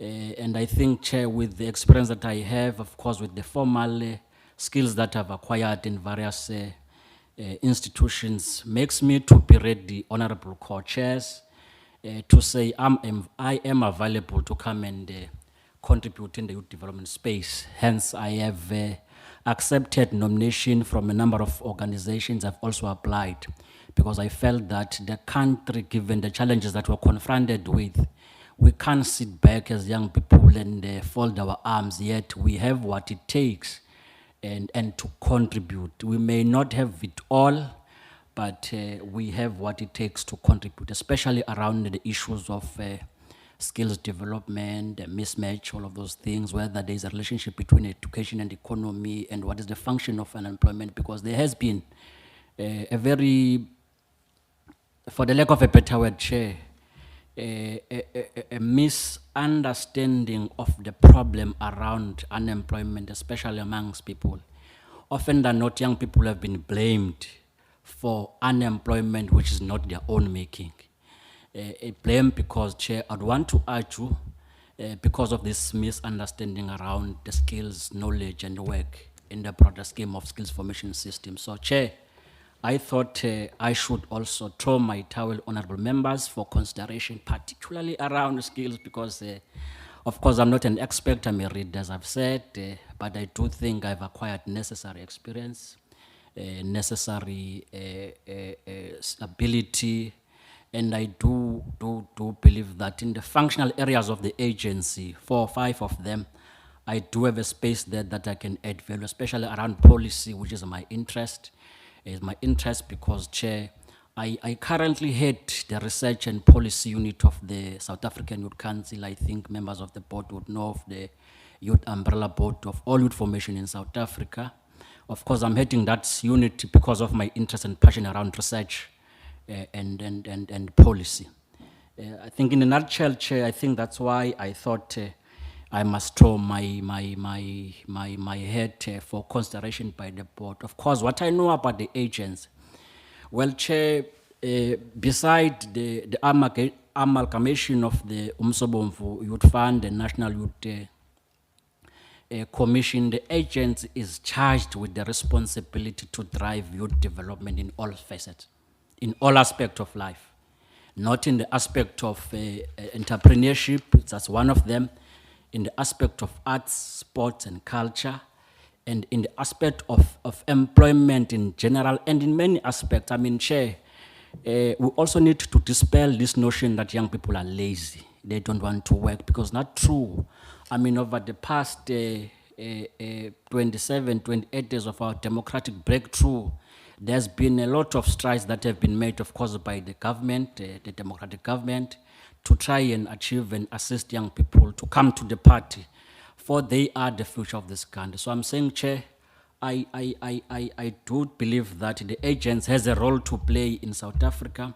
We just need to come together as young people and say, here we are, here what we have, here what we have acquired, and be proud of the achievement that we have acquired as young people, of course, through the agency and in our individual effort.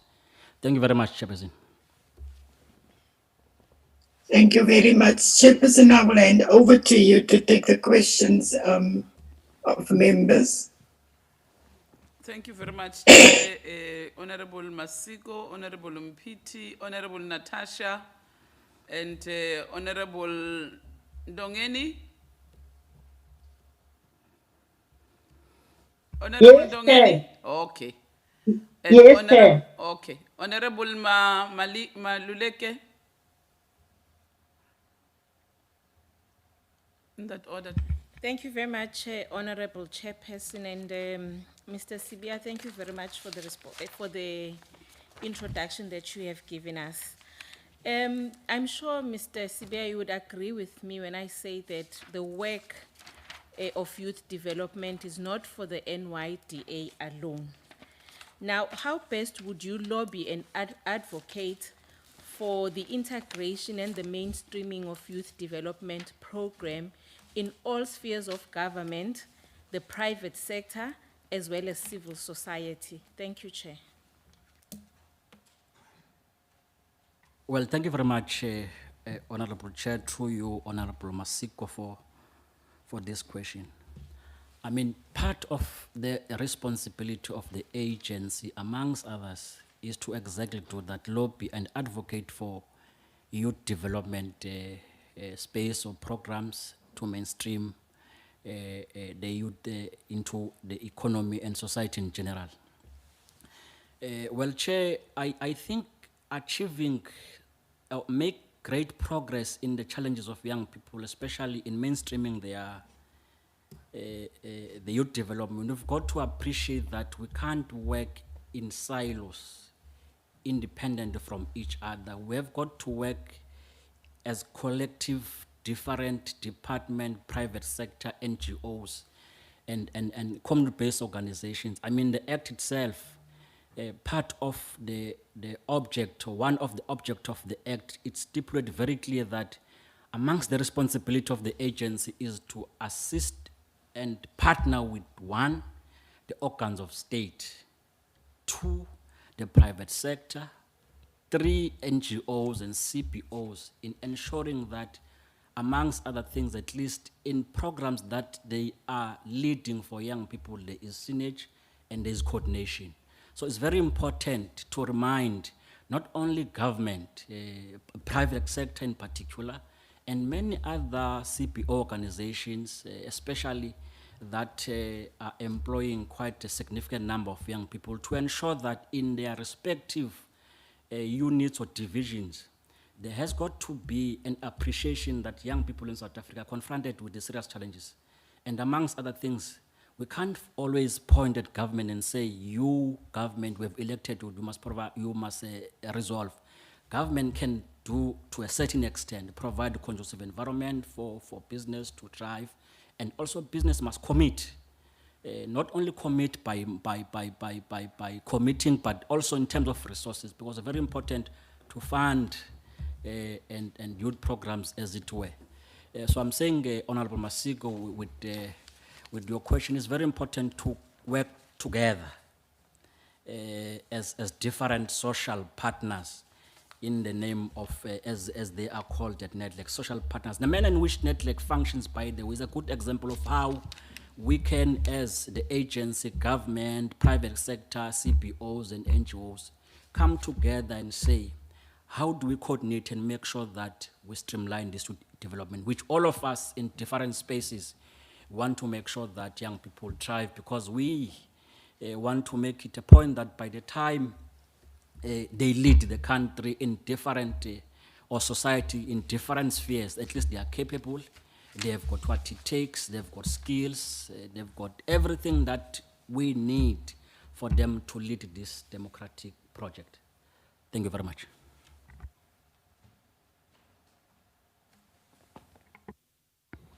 Thank you very much, chairpersons. Thank you, Mr. Sebia, for your responses thus far.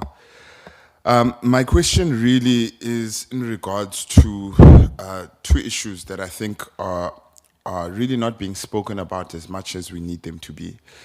The first one is that, there's been limited impact, particularly from the NYDA and the previous boards, on addressing issues related to their offices around persons with disabilities. The lack of braille, the lack of access in terms of people who are differently abled in wheelchairs.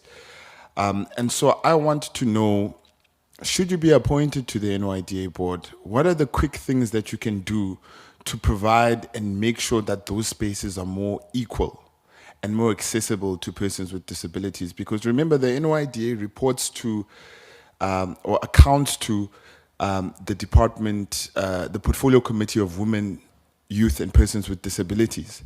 And so as a portfolio committee, we cannot just only focus on youth, because youth are women, youth are persons with disabilities, differently abled people, as well as youth are the LGBTQI community. And so I'd really like to know from you, in the second part of the question, do you think the NYDA should be playing a part in terms of the LGBTIQ community, particularly because we've seen recent reports of the mass killings of people who sex differently.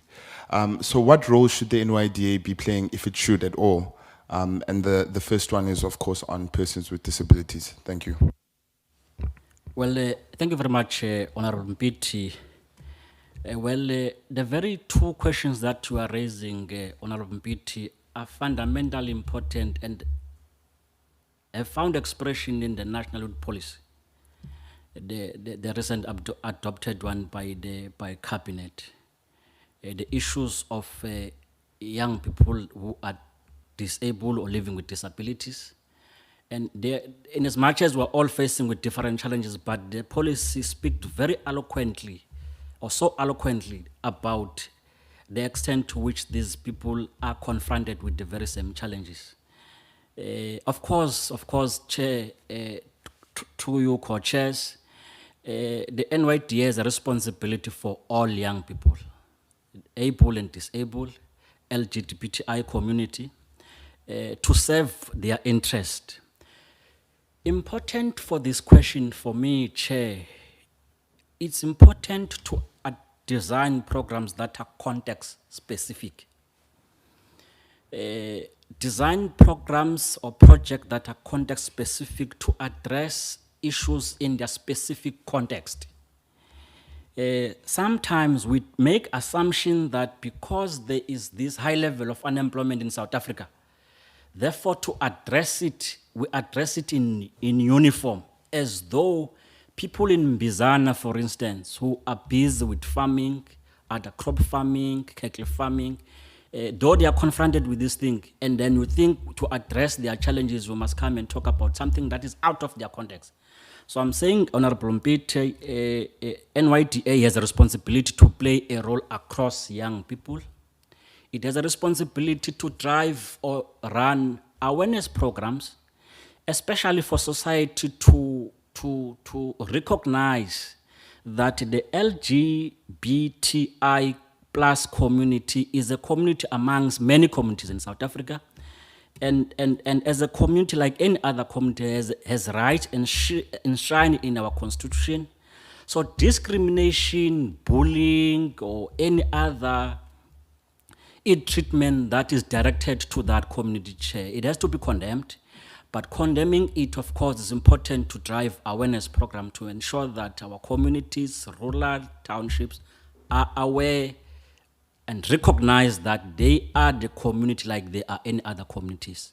So that will be my response here. But to make a point again that people living with disabilities, Chair, are very special, are special because they've got special needs. In one of the research studies, Chair, by one of our colleagues in Stellenbosch, when they were presenting a conference, they made a point that some of these people that are living with disabilities, they don't want or accept this term that they are living or with disabilities.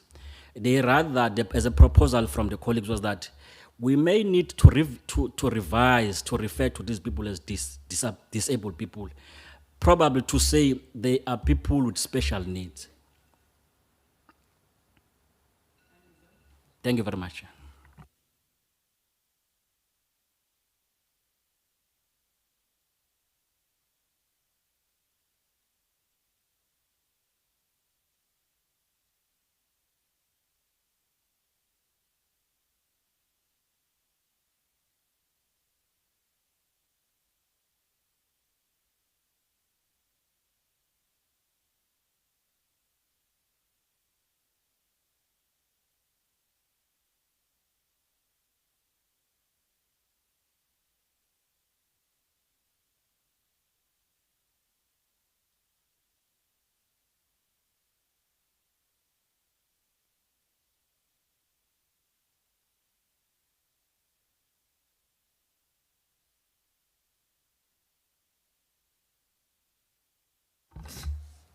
Sorry, Chairperson. How would the Public Finance Management Act apply to the NYDA as part of the effective good governance? And what role would the Board of Directors play in terms of the PFMA in the NYDA? Well, thank you very much, co-chairs and honorable member. Well, if you go through the annual report of the agency, I like how they term the PFMA. They started with the Constitution and what is the role of the Constitution, NDP, and the National Youth Policy, and then they come to the Public Finance Management Act, number 1 of 1999. And they term it, how they explain it, they say it's one of the good pieces of legislation that the democratic government has ever introduced. It's good because, Chair, without any shadow of doubt, we've got to appreciate that as governing body, board of the agency, we have a responsibility to account on how, on what, and how we have used the public purse. So the PFMA is there to regulate and guide the manner in which we use public funds, the manner in which we are accountable to ensure that there's financial management and internal control as we run and drive and lead the agency. And I think Section 50, when it talks about the fiduciary duties of the board or the governing body, I'm saying the governing body in the term of the King 4 report, which I think I will have to link this point with the King 4 report. The fiduciary duties of the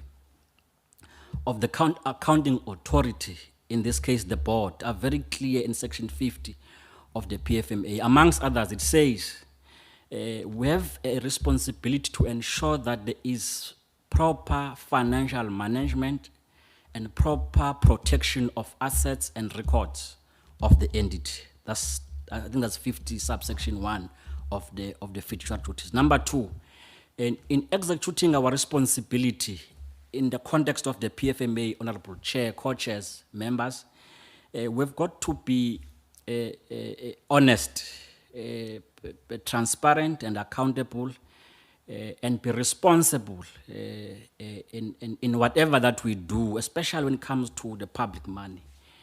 And it further says, Chair, we have a responsibility to disclose on request to one, the department that is the agency is accountable to, and the legislative committee that also this agency accounts to, which in this case it will be your good self, honorable members, on all material information that may be necessary for the department and the legislature to advise and make a recommendation as we journey ahead with the function of driving good development in South Africa. So the PFMA is very clear, Chair, on proper financial management, internal controls. And I want to link this, with your permission, Chair, with the King 4 report, especially around the corporate governance.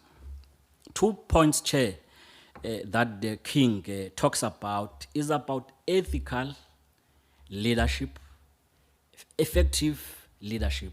If you go home around the issue of ethical leadership, the King talks about transparency, openness, responsibility, and ensure that there's effective control and management of the agency. These key principles of King 4, they are also found in the NYDA itself. If you read about the values of the NYDA, they spelled out clearly about the... Oh, thank you very much.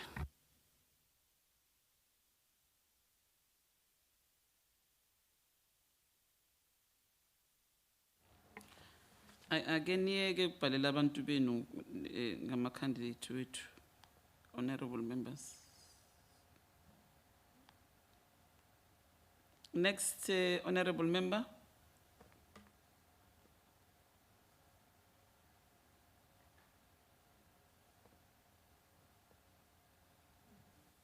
Sihlalo andazi noba ndim na. Uwe. Oh, ndiyabulela. Mntaka Sebia, uthe xa ubuzi-introducer wathi usuka ezantsi, igama lam ndinokuzola kaNdongeni. Wathi usuka eBizana. eBizana kukho iilali Ndizakwenza umzekelo ngebhizana nengqeleni. Phaya sinolutsha, olulutsha uthe singathi ulutsha lethu alukuthanda uphangela.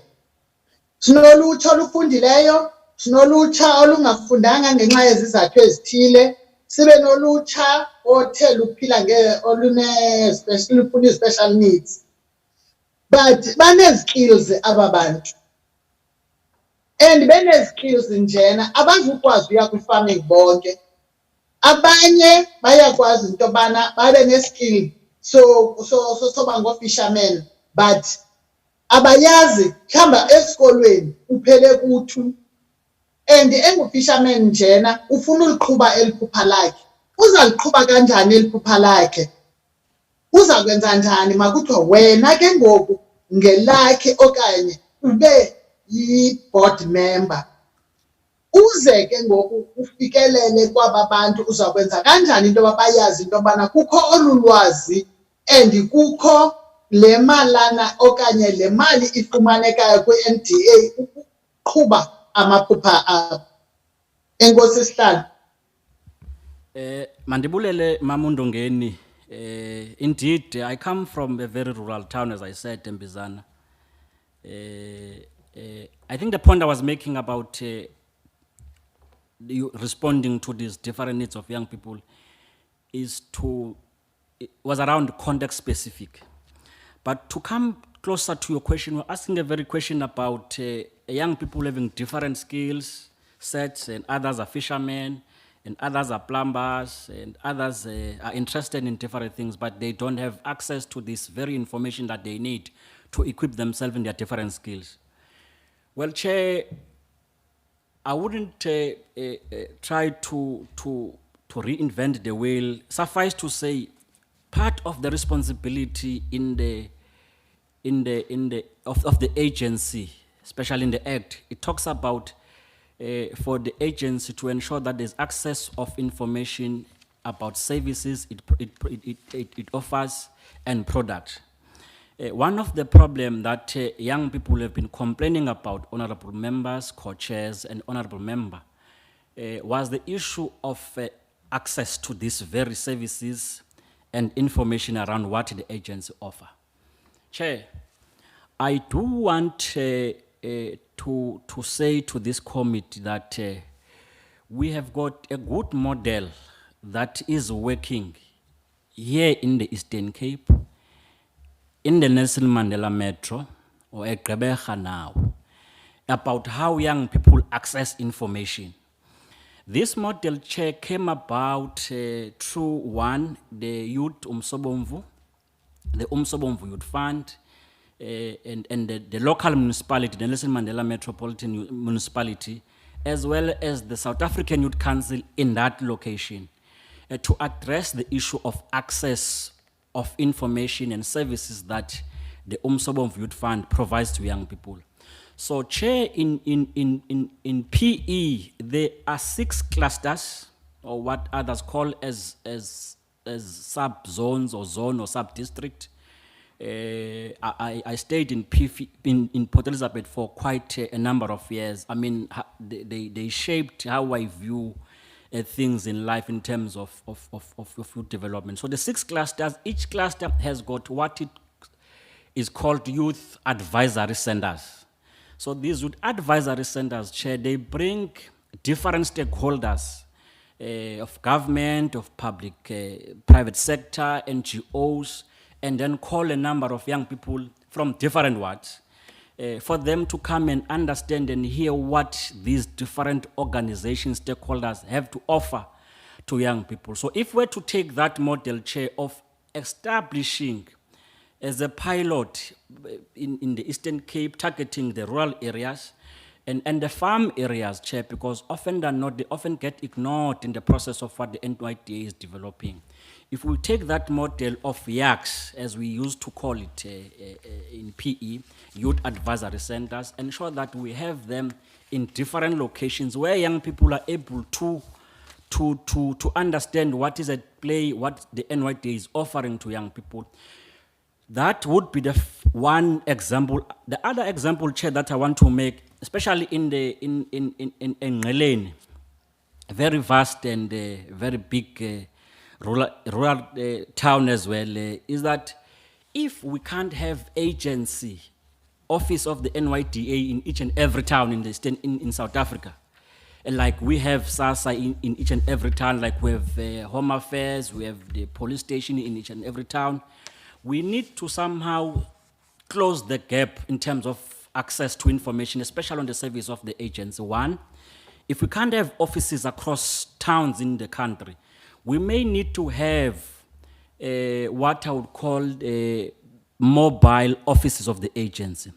That, for instance, in a month or in a week, the mobile offices of the agency will visit, for instance, let's make an example about OR Tambo, in which Honorable Ndongeni made an example about Ngeleni. If we have a district office in OR Tambo, but is vacant, so we need to address the issue of vacancies, especially in the locality office of the NYDA.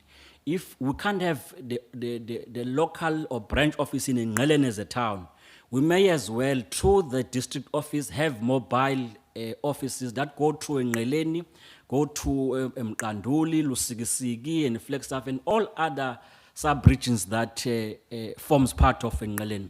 As part of giving this information to young people about the services that young people want.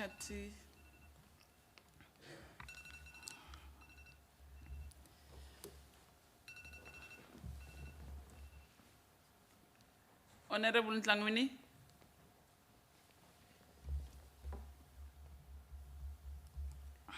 Honorable Natasha. Thank you very much, Chair. I hope my Chair, can you hear me? Yes.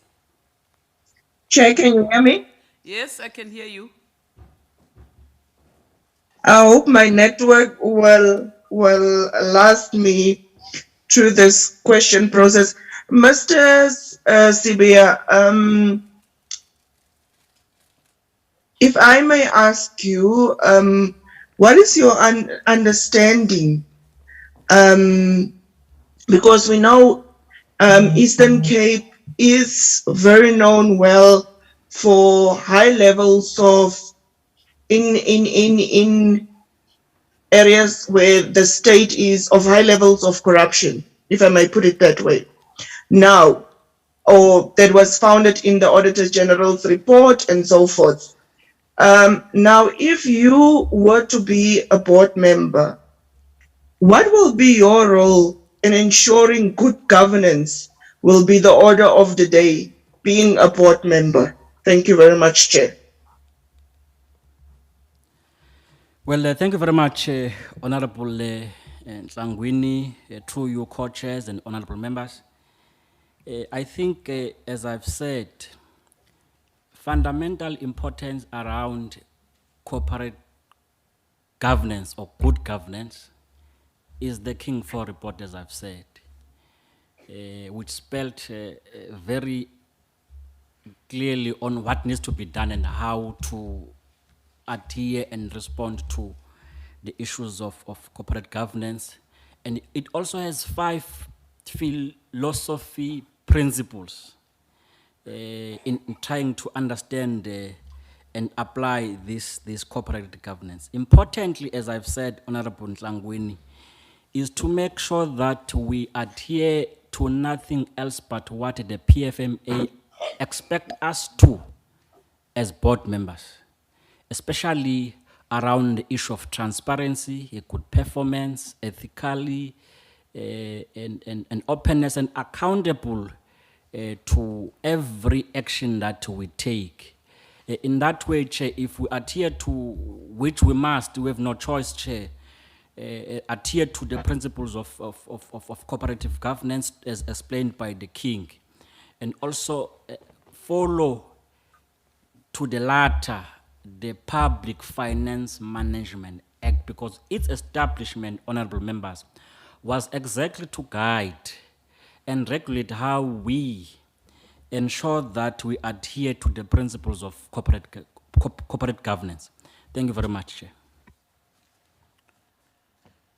Thank you very much, Chairperson. That was the last question. Thank you, Chair. Thank you, Mr. Sorry, Sebia. sorry, Chair. Honorable Masiko. I'm sorry, Chair, Oh, I think sorry. we still have a bit of time, so I would like to take a second bite. Yes. If it's okay. And Mr. Sebia, I want us to go back to the question that I had asked in relation to lobbying and advocacy, and pick up on the one arm of civil society organizations. And I'm happy to check, to see on your CV that you are participating in a number of civil society organizations, including the South African Youth Council, there is Sinako Youth Initiative, Inkulu, Freehead, and the Tubaletu Development. Now, I think in terms of the other organizations that you have worked a lot with the National Youth Development Agency. So in your view, what have been the shortcomings of the NYDA? And also, what is the interconnectedness between civil society organizations, especially the South African Youth Council, as well as the NYDA? Thank you, Chair. Well, thank you very much, Honorable Member, co-chairs and members of the Parliament. The shortcomings of the agency.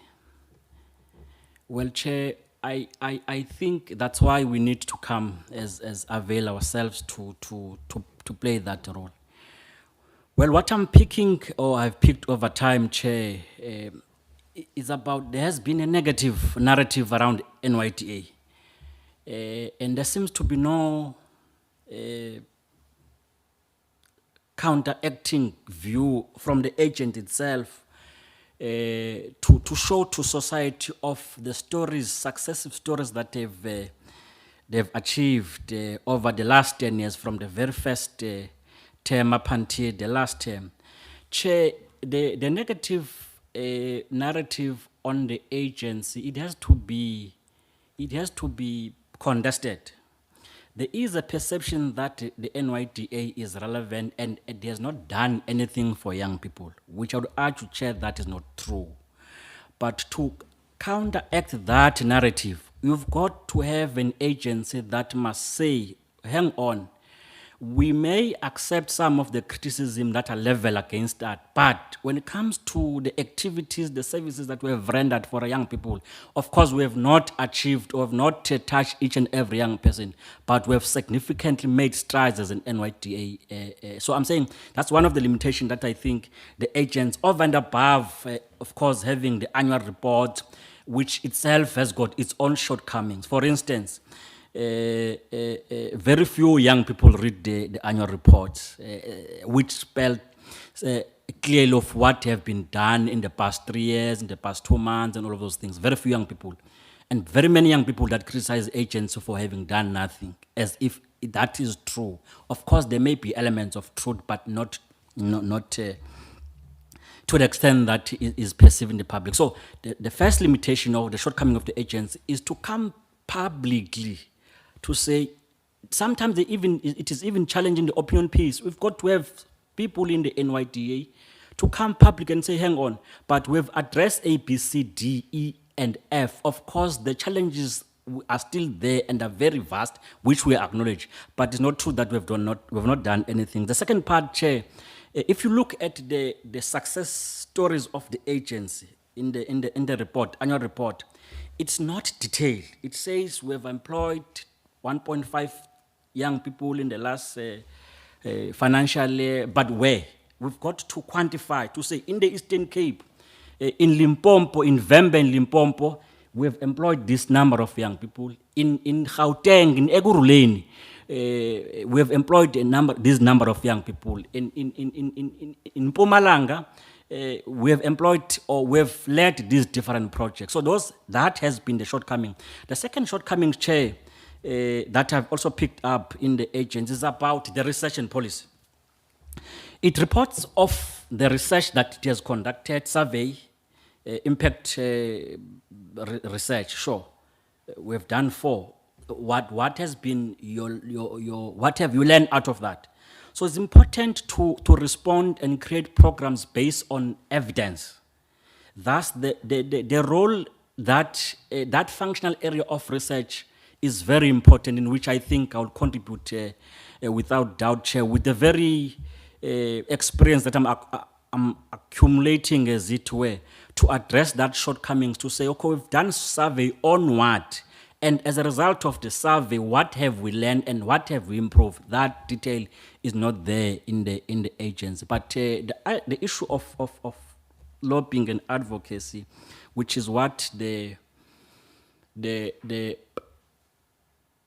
South African Youth Council advocate is about, is very much important. It's very much important, Chair, in a way that, as I've said, we have a responsibility to bring all different stakeholders together in the room as the agents and say we have a responsibility to coordinate and facilitate youth development in South Africa. We do know that there are pockets of programs that would drive for young people. How do we then come together to make sure that we make an impact in these programs? Number two, Chair, there's also an issue that is not spoken about, especially in the public discourse, around the professionalization of youth work.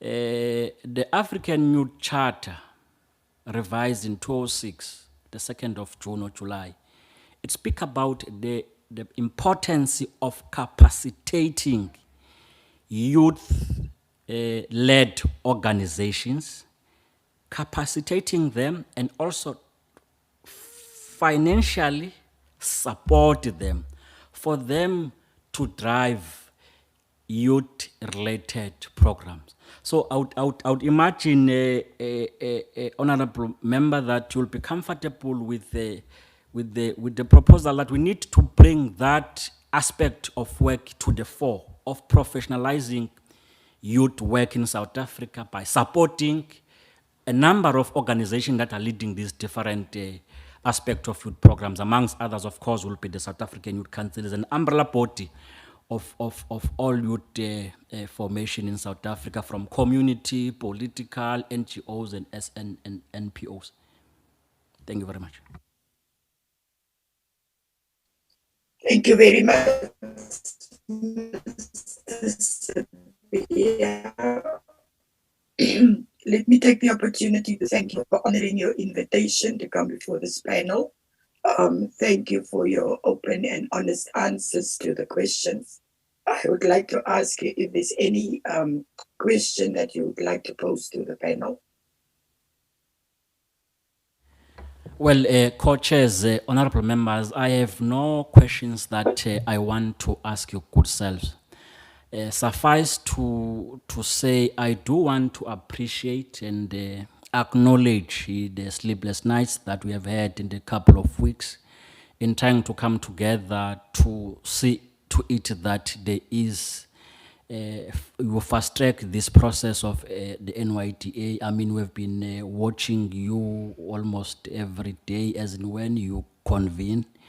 That sacrifice, of course, and efforts that we've put through to make sure that this process come to this is much acknowledged, and we want to appreciate you, and do know that we may have critical views about a number of things that, of course, the Parliament or any other committee, but we do appreciate where there is work done. So I have no questions, honorable chairs and members, other than to appreciate your time and your efforts in making sure that you fast track this process. Thank you very much. Thank you, Mr. Sebia. Wishing you well, and you are excused. Thank you. Ngezwa bathi imask ifaka ngobubona thina.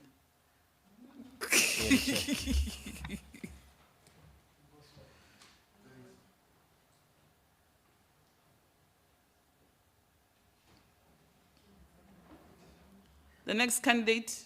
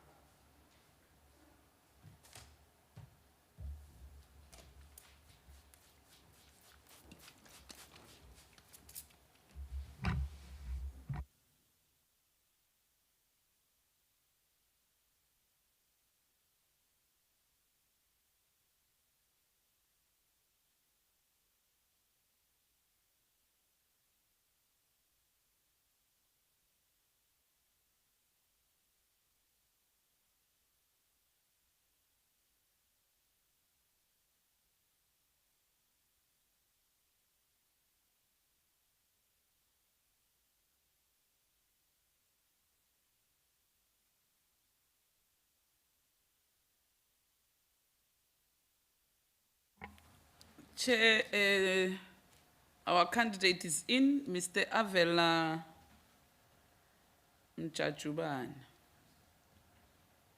Thank you, Chairperson. And good evening, Avella.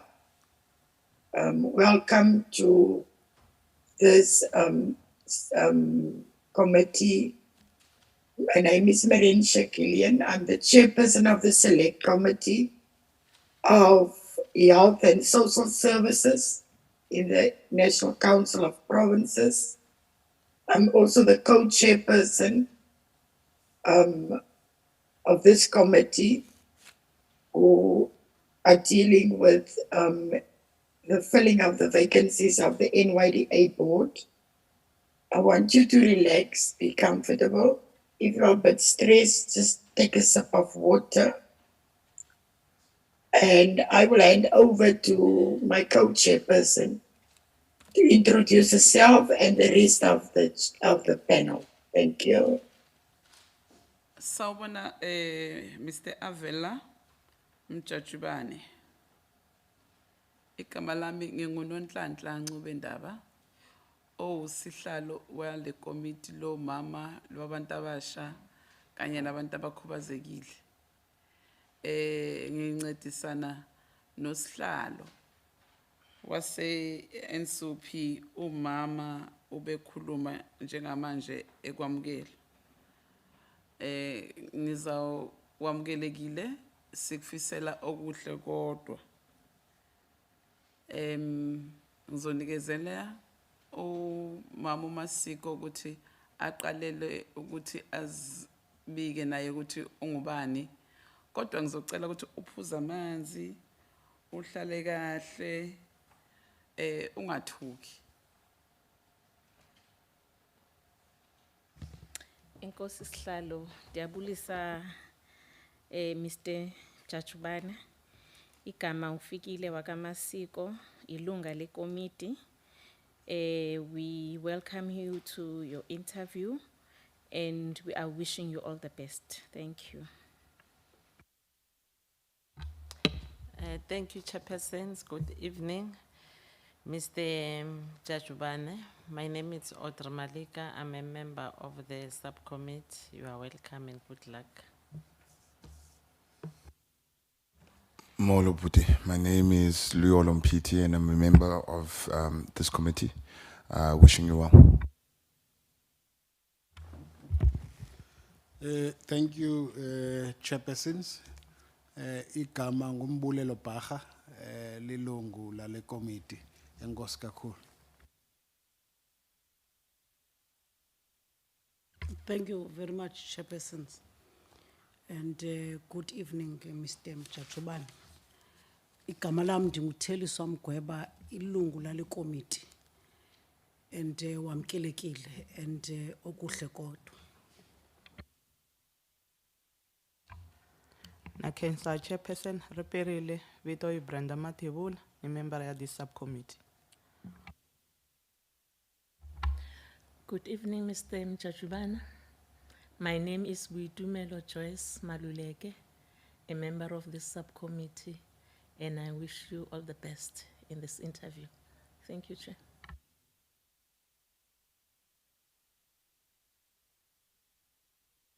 Honorable Ntlangwini. Thank you very much, Chair. Good evening, Mr. Avella. What a lovely scarf you are having on. My name is Natasha Ntlangwini. I'm a member of this committee, and best of luck with your interview. Thank you very much. Honorable Ndongeni.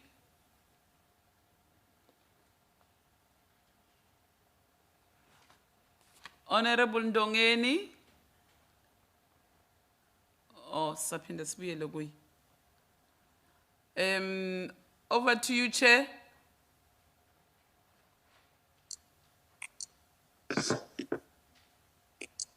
Thank you, Chairperson. I hope you are relaxed, Avella, and that you must enjoy this interview.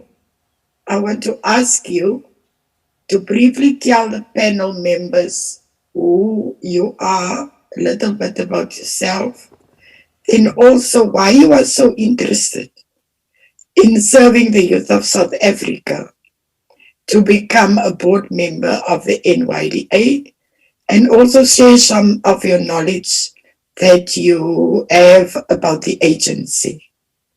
Thank you. No, thank you, chairpersons of the committee, and and greetings to all members of the committee. Indeed, I feel honorable to be here. So indeed, I'm honored by the fact that I was shortlisted amongst those who have applied for filling of vacancies in the NYDA. My name, as introduced, is Avella Mchachubana. I was born and bred in the village in Ward 32, a village called Mgochweni, Ward 32, Nyandeni, in Ortambo district. The province is the Eastern Cape.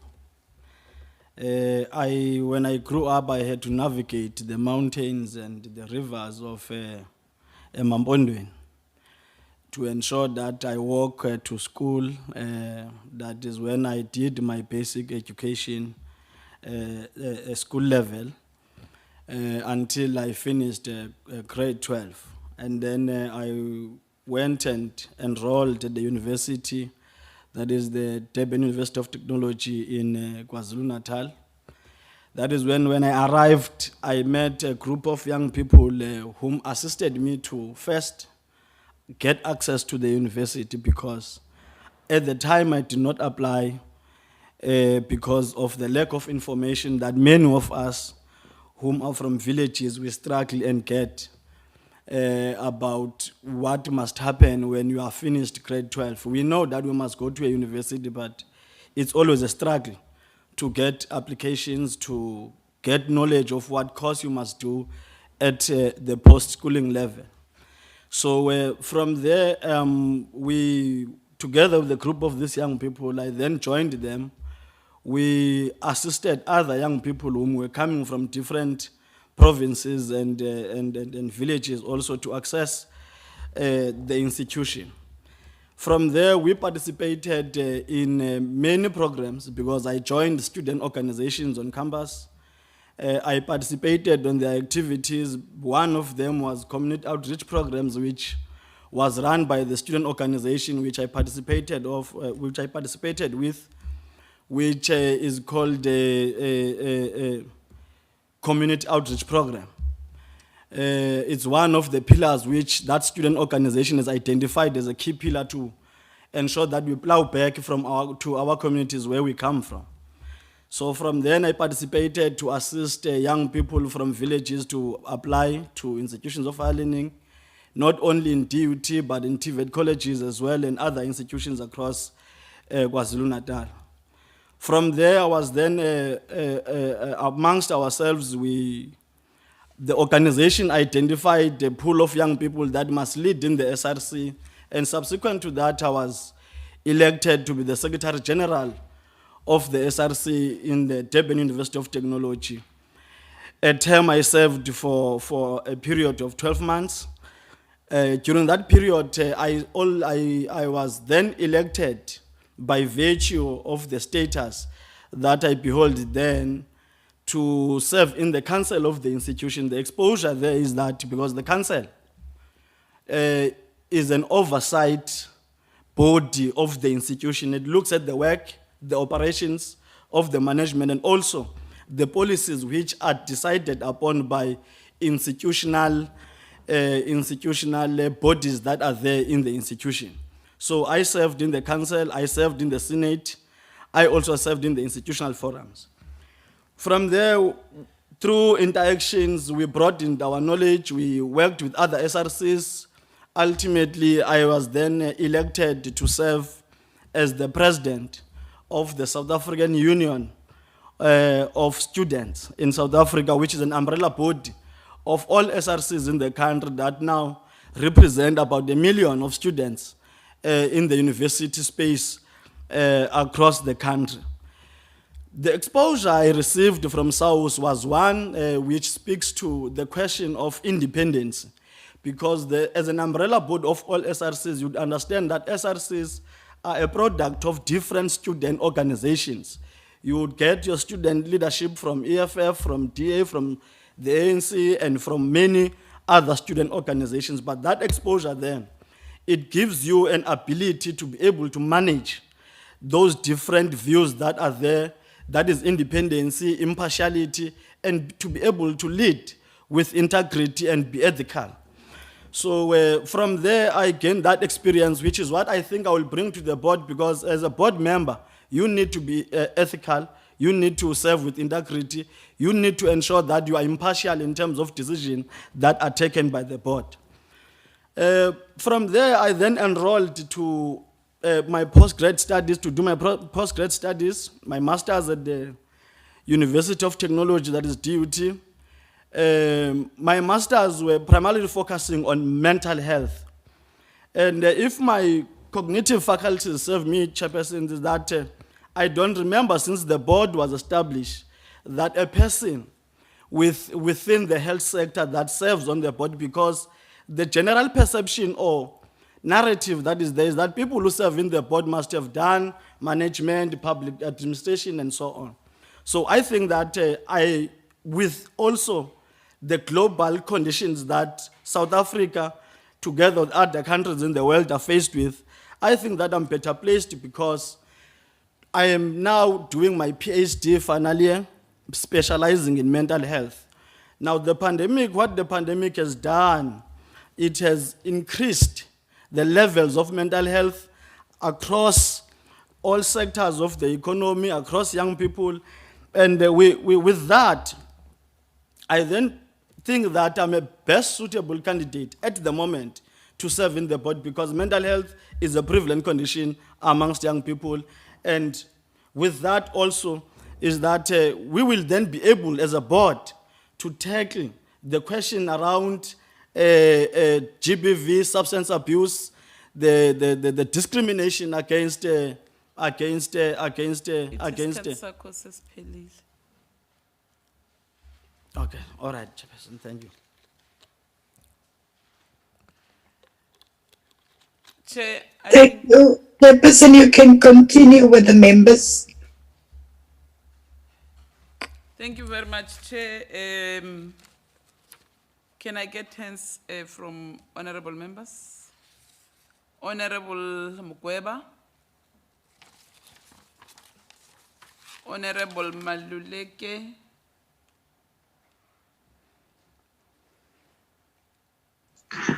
Honorable Shangweni, Chair. Okay. Honorable Mpiti. And myself. Me too, Chair. Sobona ngesikhathi ngoba sesi-6 already.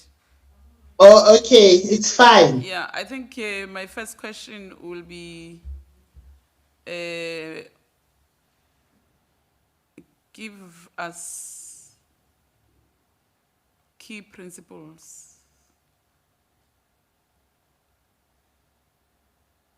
of good governance and why good governance is important in the NYDA. Specifically, because you are applying to be one of the board members. Why good governance is important?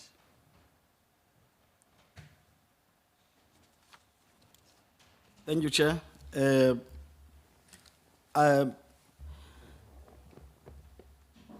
The experience, Chair, that I come with, having being an employee of the Department of Public Service and Administration, which is responsible to ensure that it builds a developmental, ethical, and a professional state to improve the integrity of government. I then got an exposure, Chair, that seeks to say, in terms of ensuring that there's good governance, you must ensure that there is a clear strategy on the participation process in terms of the decision making. And you'd understand that the DPSA is responsible to ensure that all departments across, they implement the Batopili principle, which chief amongst them is consultation. So it is very important for the board to ensure that it consults widely across all spheres of young people to ensure that its decisions, its programs are a product of young people on the ground. We don't sit here in the boardroom and think that these are the programs and the projects that young people want. But we hear from young people as to what is it that they want. The other principle, which is very important, is that is now being transparent. In terms of, Chairperson, when you award the grants, when you do projects, you need to be transparent so that the public cannot accuse you of nepotism, cannot accuse you of serving certain political interest within the board. So it's important that whatever that you do, you must be transparent. And, Chairperson, which is important also, is to ensure that part of the principle, which is important, is to be effective and efficient. That is, the best results must be produced with limited budget. So with that, Chairperson, I mean that we will be able, perhaps as the board, if I get a chance, to do projects without tempering more on the budget of the NYDA, but rather through partnerships that we will create with the private sector, with entities that are there, because the NYDA Act is very clear in terms of the NYDA, how it must coordinate the work of government in terms of youth development. Also, the other pillar which is very important is the pillar of accountability.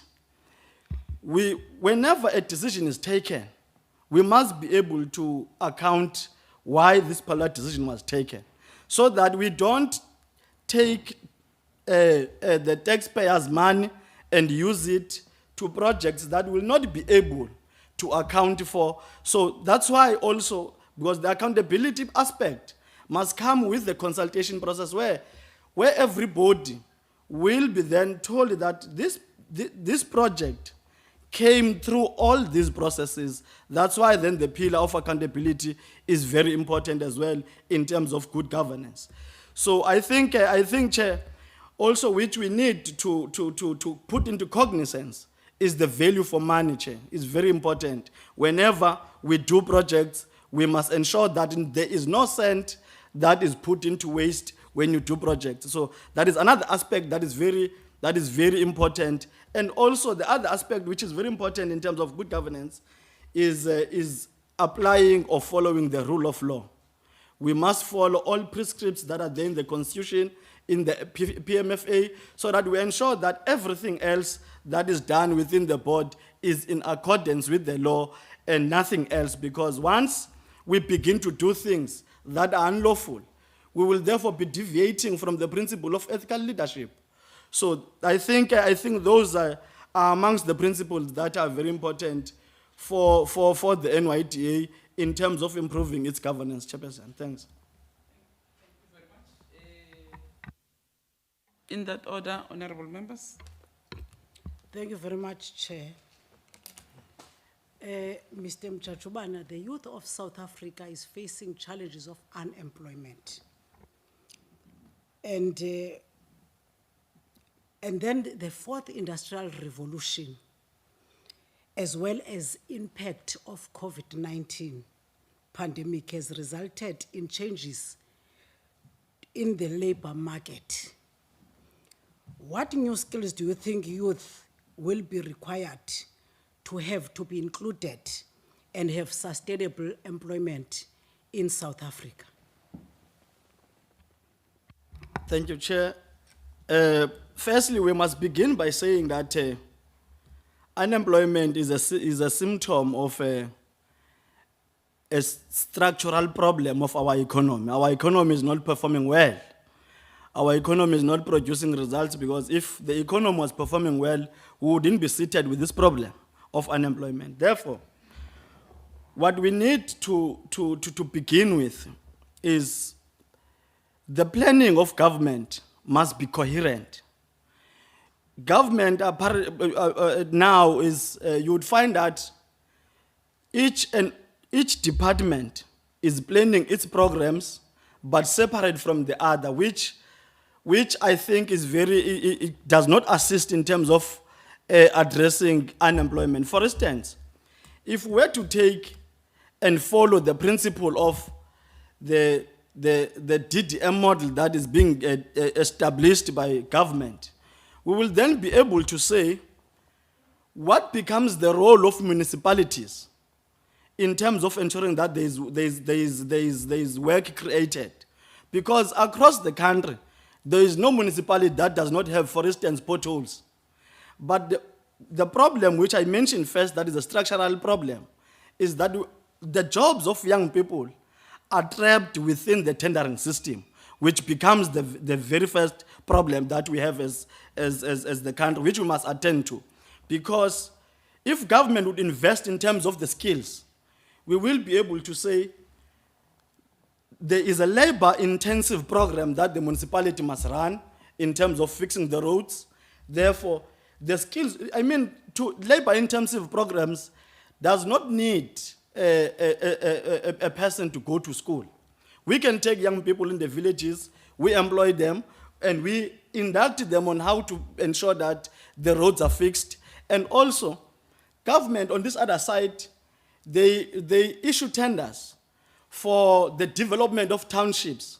And if you think of it, if young people can be schooled or can be taken to a mentorship programs, they can be able to do those labor-intensive programs. But the other aspect is that which needs to be addressed quickly, because if not attended to, it will devalue the value of education, is unemployed graduates. We need to ensure that institutions of higher learning, they produce work readiness programs for young people, so that there's a smooth transition of young people to the workplace. Because if we don't address the unemployed graduates, the value of education will be reduced in this country, because there will be no need for young people to go to school, and therefore that needs to be addressed expediently. Also, the other program which I think is very important is that the NYDA needs to do sort of flagship programs that they can be handed over to government, because youth development programs must be centered around 3 design imperatives, which is access, the reach, and the reach, and sorry, I will come back to it. So in terms of access, of access, it must be easy for young people to apply for jobs, because applying for jobs at this current moment is very expensive. So NYDA must come up with strategies to ensure that young people get easy access to apply. They don't have to travel mountains to get to apply. And in terms of the reach, there must be an impact of each and every program that the NYDA does. Now, there is a program which the NYDA did, and then it handed over to government, was the Second Chances program. So the NYDA can therefore come up with other programs that can be also follow the suit of that Second Chance program, which was run by the NYDA successfully and then was handed over to government. Also, we must be able to stratify where are young people. In the coastline, there is a project that the government started. I don't know what happened to it. Operation Pagesa. We must be able to ask, because young people in villages, they are readily available. You can organize them into cooperatives and ensure that you give them support that they need in order for them to use the fertile land that is there in the villages, and ensure that you assist them to get to market, so that whatever the product that they get, they are able to sell it to the market. And then you move towards the cities. You speak about ICT projects, the gig economy. Young people must be able to participate in the gig economy. You partner with institutions like the UJ, You ensure that young people who participate in the e-commerce, they develop apps, you protect them through working with CSIR to ensure that their ideas, their innovative ideas are protected, and ensure that young people are able to develop app like your MacD. They need to have an app that can be able to assist them, so that an app that can be able to be utilized and ensure that young people participate in the gig economy. And then NYDA also must develop a strategy on how to ensure that young people in the art space participate also in the economy, because you would find that many young people in Gauteng, when you stop by the robot, they dance, they do everything else, they sell their crafts and so on. So you need to organize and ensure that those young people are assisted. I mean, also in KwaZulu-Natal last week, they announced an Operation Vula to ensure that young people, with a budget of about 19 million, to ensure that there is a circulation of money within townships. So you can assist young people to develop programs and ensure that young people whom are in small business, like your salons and the spaza shops, they are assisted to register and ensure that they are able to run their business successfully. Isikhathi siphelile.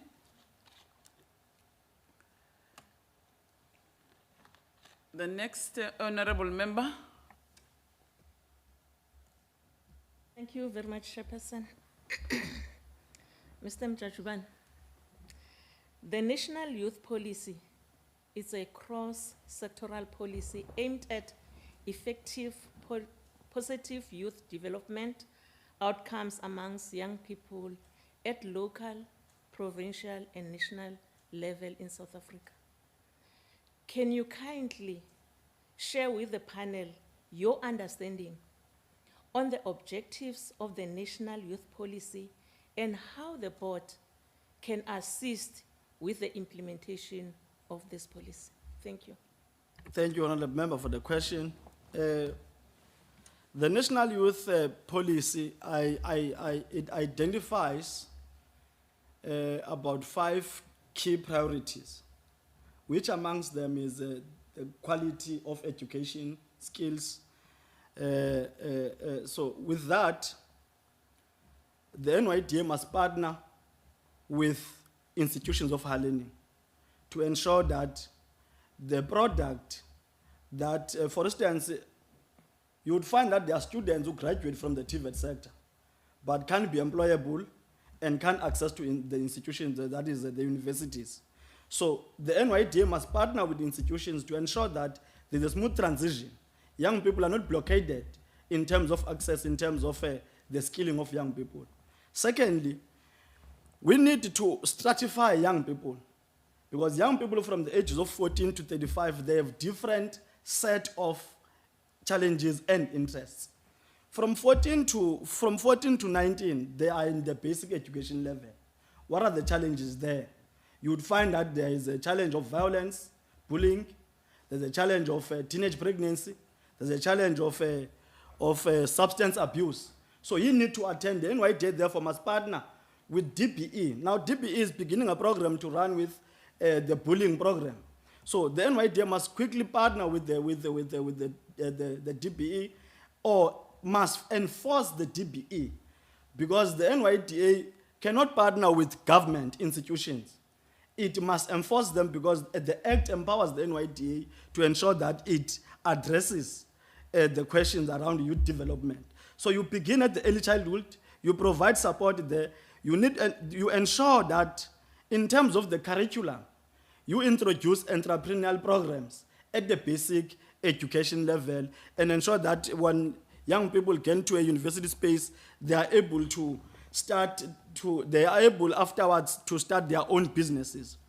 And then it also speaks about the building of social cohesion. We must be able to say a development of a young person is not an individual growth only. It's about the impact or the social existence around that particular individual.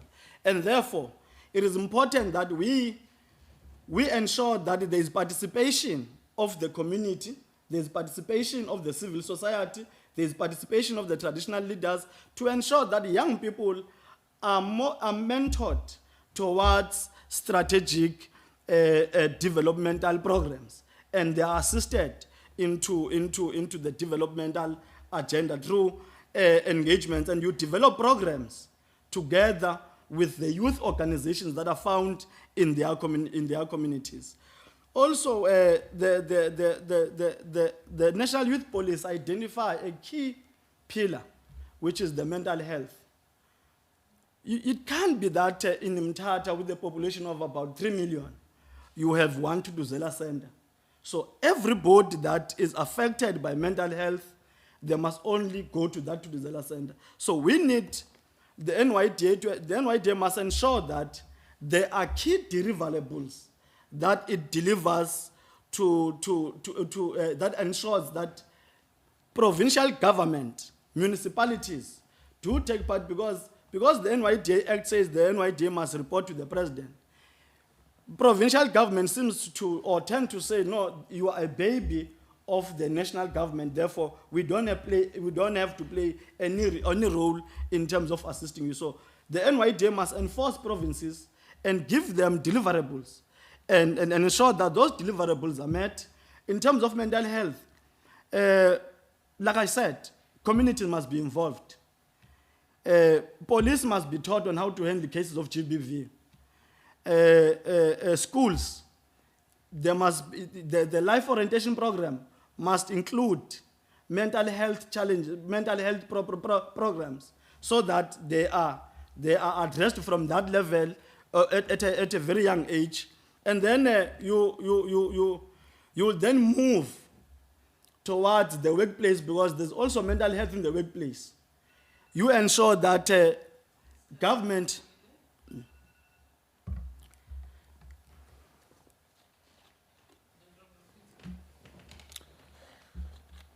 Thank you very much, Chairperson, and thank you, Mr. Avella, for your points thus far. Yeah, just to say that I think, it's really great that you are in the space of mental health, because I think as young people, we have this COVID process or situation has shown us that young people are really struggling with depression, anxiety, and related mental health issues. So I think it's really great that you are in that space. My question for you really is around the value proposition of the NYDA.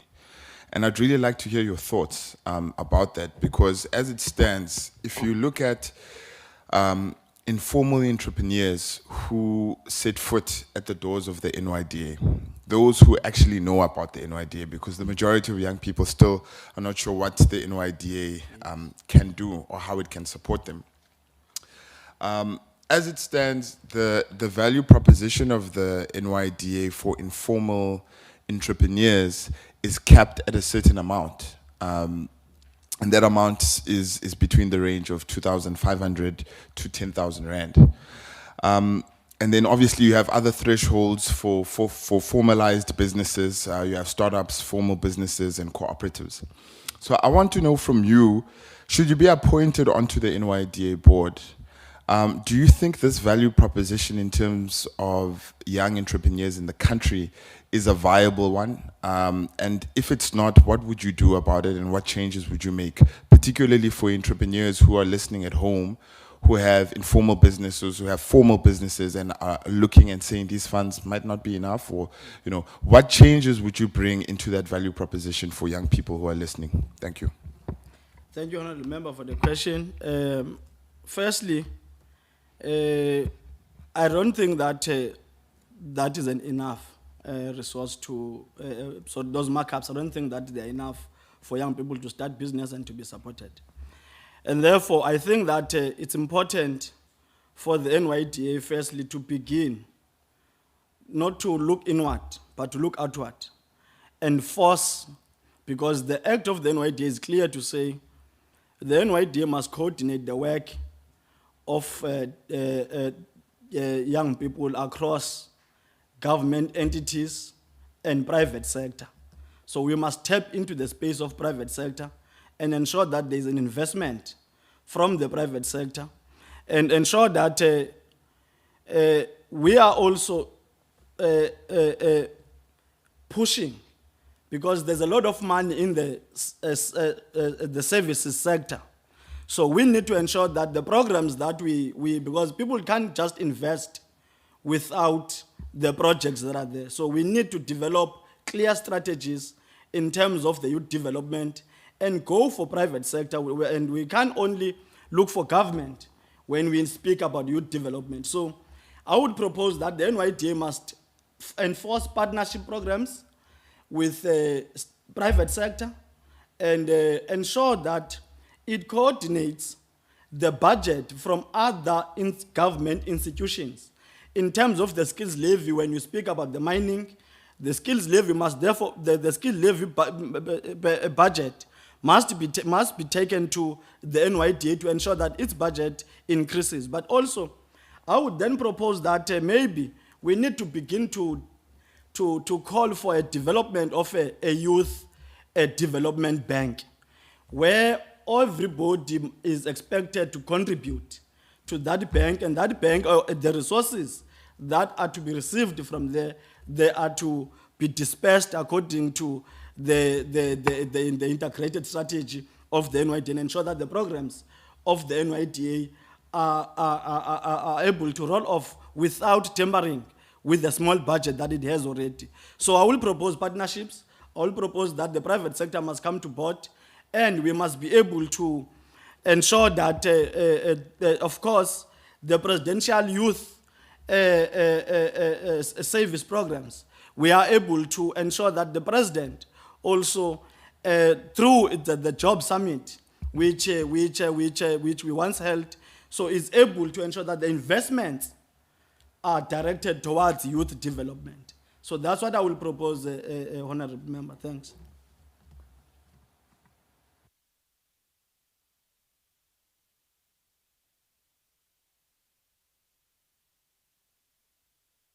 It's fine. You can do a follow-up. Thanks, Chair. So I just want to clarify what my question was. I was really speaking about the current value proposition of the NYDA as it stands, in regards to the type of funding that entrepreneurs receive, right? And there's about 4 thresholds that exist. And so I'm asking that if you say you feel that it's not enough, outside of being able to seek funding and to seek or to fundraise or to build partnerships, when you get into office as a board member tomorrow, how will you change that value proposition internally? And I'm speaking about the structural, programmatic power that you would have on the board to change those thresholds. What would you change them to, and how would they have meaning to the young people? So I'm more speaking about an internal understanding of those thresholds. What would you do about it instead of going out? I just wanted to be specific there. No, thanks, thanks. I think it's important that when one enters into the board, we will lobby other members towards ensuring that the strategy of the NYDA is linked to its budget. So in terms of the thresholds, like I said, that I will lobby for the increase, because what is important is that the projects that are done by the NYDA must be done in accordance with what is available. So I will lobby members of the board and ensure that we follow due processes in terms of changing. Like I said, if we are to increase, we must be able to follow the rule of law. We must be able to follow the PFMA so that we don't deviate from the policies that are established. So to say, basically, we will be able to lobby the board members. That's what if I'm following your question, Honorable Member. Thanks.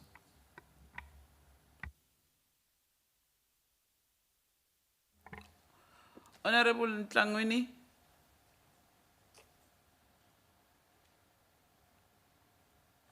Thank you very much, Chair.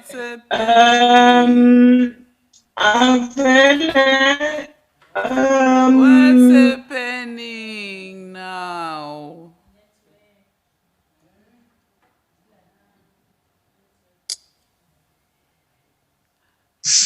Ntlangwini, are you okay now? Honorable Ntlangu, Chair. are you fine now?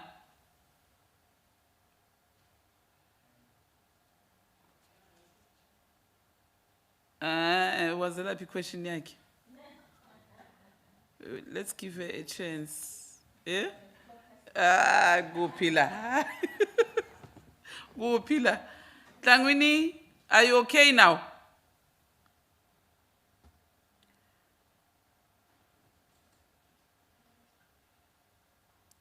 And she's the last one, ne? Was she the last one? Oh, Ndongeni, may you please come in?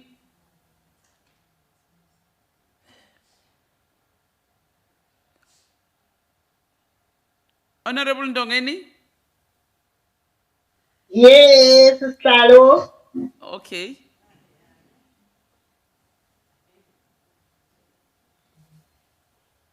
Mntakamthathubani, ndiyabulisa apha ngolurhatya. NdinguNokuzolo igama owakwaNdongeni. Ngelaa xesha bekuthiwa masizazise. Andazi noba bendibhidwe yiteknoloji nakodwa iye yafriza. Ndicofe ndayeka. Uyabona masinobudala nexesha lemini yonke. Mamela ke mntakamthathubani. Uthi usuka eLibode ezantsi kwa-Ward 32. Xa ufika phayana masithi ke ngoku uyanikwa uba ube yi-board member. Njengoba uzawuba uyi-board member okanye uzawuba ungu-chairperson, uyayazi mos uba emampondweni ubutyebi bethu yintoni, and uyayazi uba noko wena apha esikolweni ikhona indawana noko siyanga kakhulu okanye siphume phakathi. And xa uzondixelela okokubana ndizawuyogcwalisa ii-forms, nezi forms andizazi uba zithathwa phi, and ndisuka, umzekelo ngoba wena uyayazi inyandeni, ndisuka kwa-Ward 1, uthi mandihambe ndiyogcwalisa ii-forms eNyandeni municipality. Ndihamba how many kilometers, ndikhwela kangaphi, ndinamalini? So yintoni ongayenza mhlawumbi ukuthi uyayazi mos uba i-infrastructure noko iyaxeka, and iifowuni, ii-smartphones asinazo. Ndinotilili, and utilili andizukwazi ukufumana le information undixelele uba mhlawumbi ndizawungena kwi-intanethi. Mhlawumbi nakwi-intanethi ndiye ndime phezulu entabeni uze ndikwazi ukufumana lo tilili wam uba ndifowunelwa ngumalume. So ndicela ke mntakamthathubana nje ukhe undinike okanye usinike umfanekiso-ngqondweni uba xa ungathi ulinikwe eli thuba yintoni ongayenzela aba bantu baphaya ezantsi phezu komzimba. Ndiyabulela sihlalo. Yamazi utilila ngithi. Yes, ndiyamazi.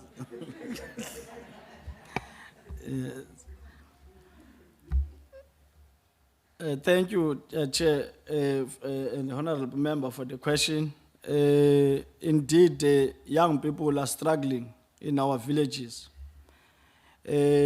Now, what I would sum up the question to be is that we need to ensure that the NYDA is accessible to young people in villages. That will be through ensuring that each and every local municipality has an NYDA office. That's number one. But number two, I do think that the government in 2002 resolved on having what is referred to as community development workers. That will be to ensure that those community developmental workers are in each and every ward. So that will be ensuring that at least each ward is able to coordinate young people, and the NYDA is at least abreast with what is happening in each and every ward in terms of the youth development. So that is the two things that firstly I will then propose to the board to do. But secondly, we will need to understand what then becomes the challenges of young people in those areas, so that we are able to ensure that they get assistance in terms of if they want to be in business, they get mentorship programs. if they want to go to work or get an employment, we are able to ensure that they go to school and they get the skills that are required for the work that they want to do. And also, I think which is important is ensuring that the NYDA runs programs in partnering with municipalities to ensure that it reaches to more young people in all those areas that are found in the municipalities. So I would make those propositions to ensure that NYDA is accessible, and also those who are nearer the townships and the towns, the NYDA, part of the things that it must do, it must ensure that its app is free of charge. It must not charge people, so that young people can be able to access, because the cost of data is very expensive for young people. So those are the propositions that I will make to ensure that the NYDA is accessible to young people. Thanks. Addressa utilili.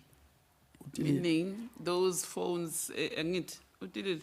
Yes. Yes, those phones, lezi singanalo, internet, angit, utilili lo. Yes. Those, yabona le 199. Yes. Ezinye ngisho azina access internet. Yes. So uzama ukusho njalo ukuthi abantu basemakhaya abangana banalawo mafoni anjalo, wena mawusongenile uyi-board member ungabasiza kanjani ukuthi nabo bakhona ukuthi bakhona ukuncedeka. Yes. I think ngimuzwe kahle question yakhe usho njalo.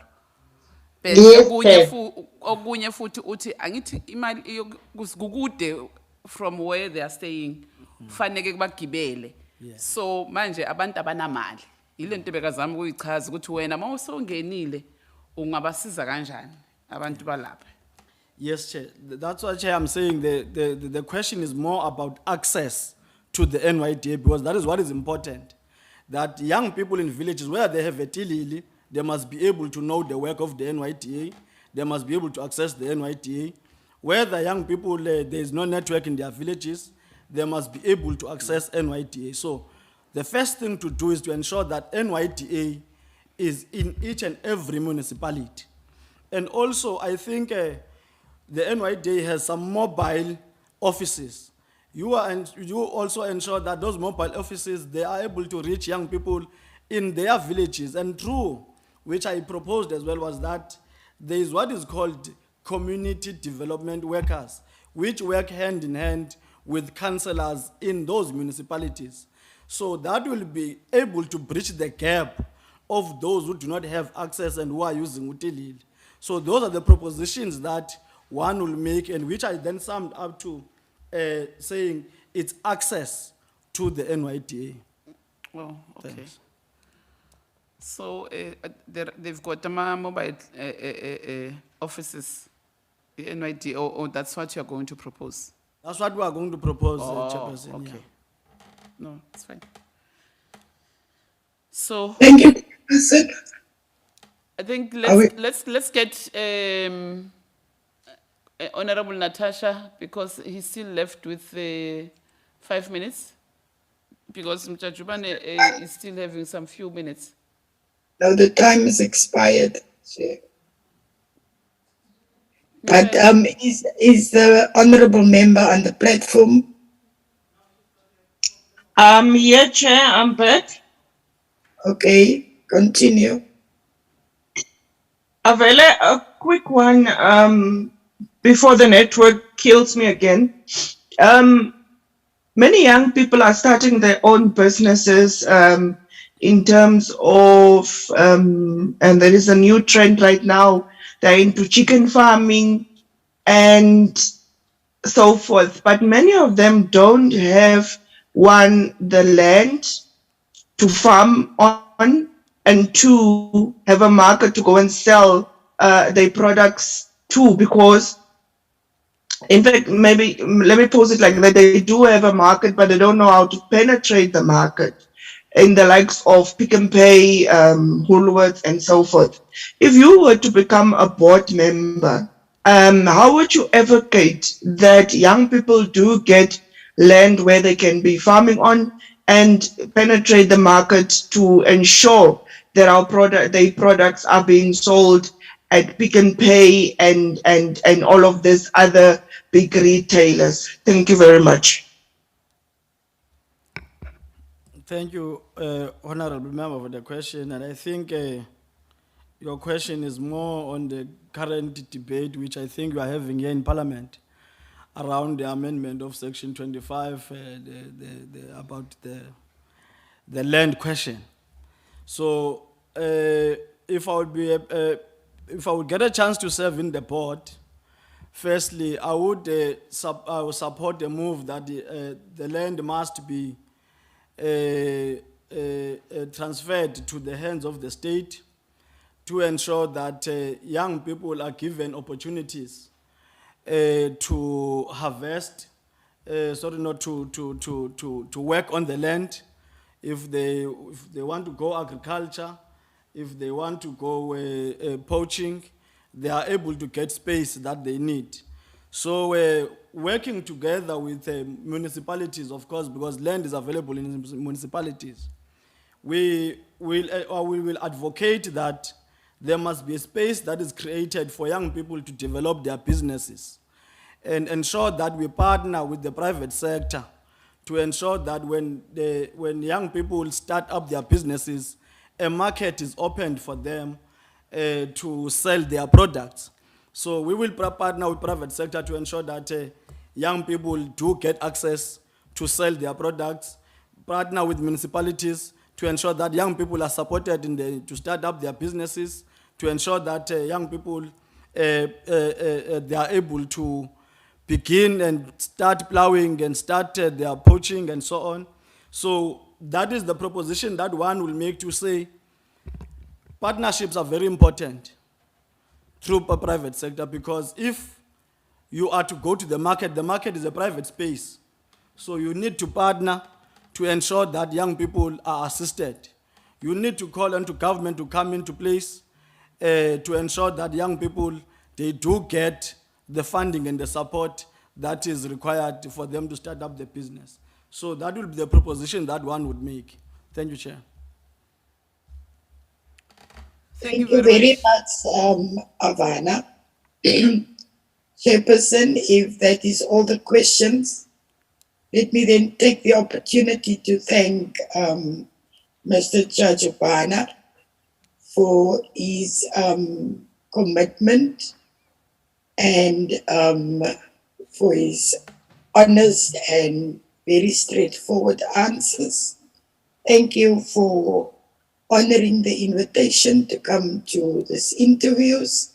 And I would love to ask you if you've got any question to the panel. No, Chair, I'm okay. Rather than to say, I really appreciate the opportunity given to me. It is indeed a rare opportunity to be shortlisted amongst young people or to be considered to serve in the board. Thank you very much. Thank you very much. We want to wish you well, future plans, and you are excused. Thank you. Siyabonga. Eastern Cape. Awusazi utilili ngoba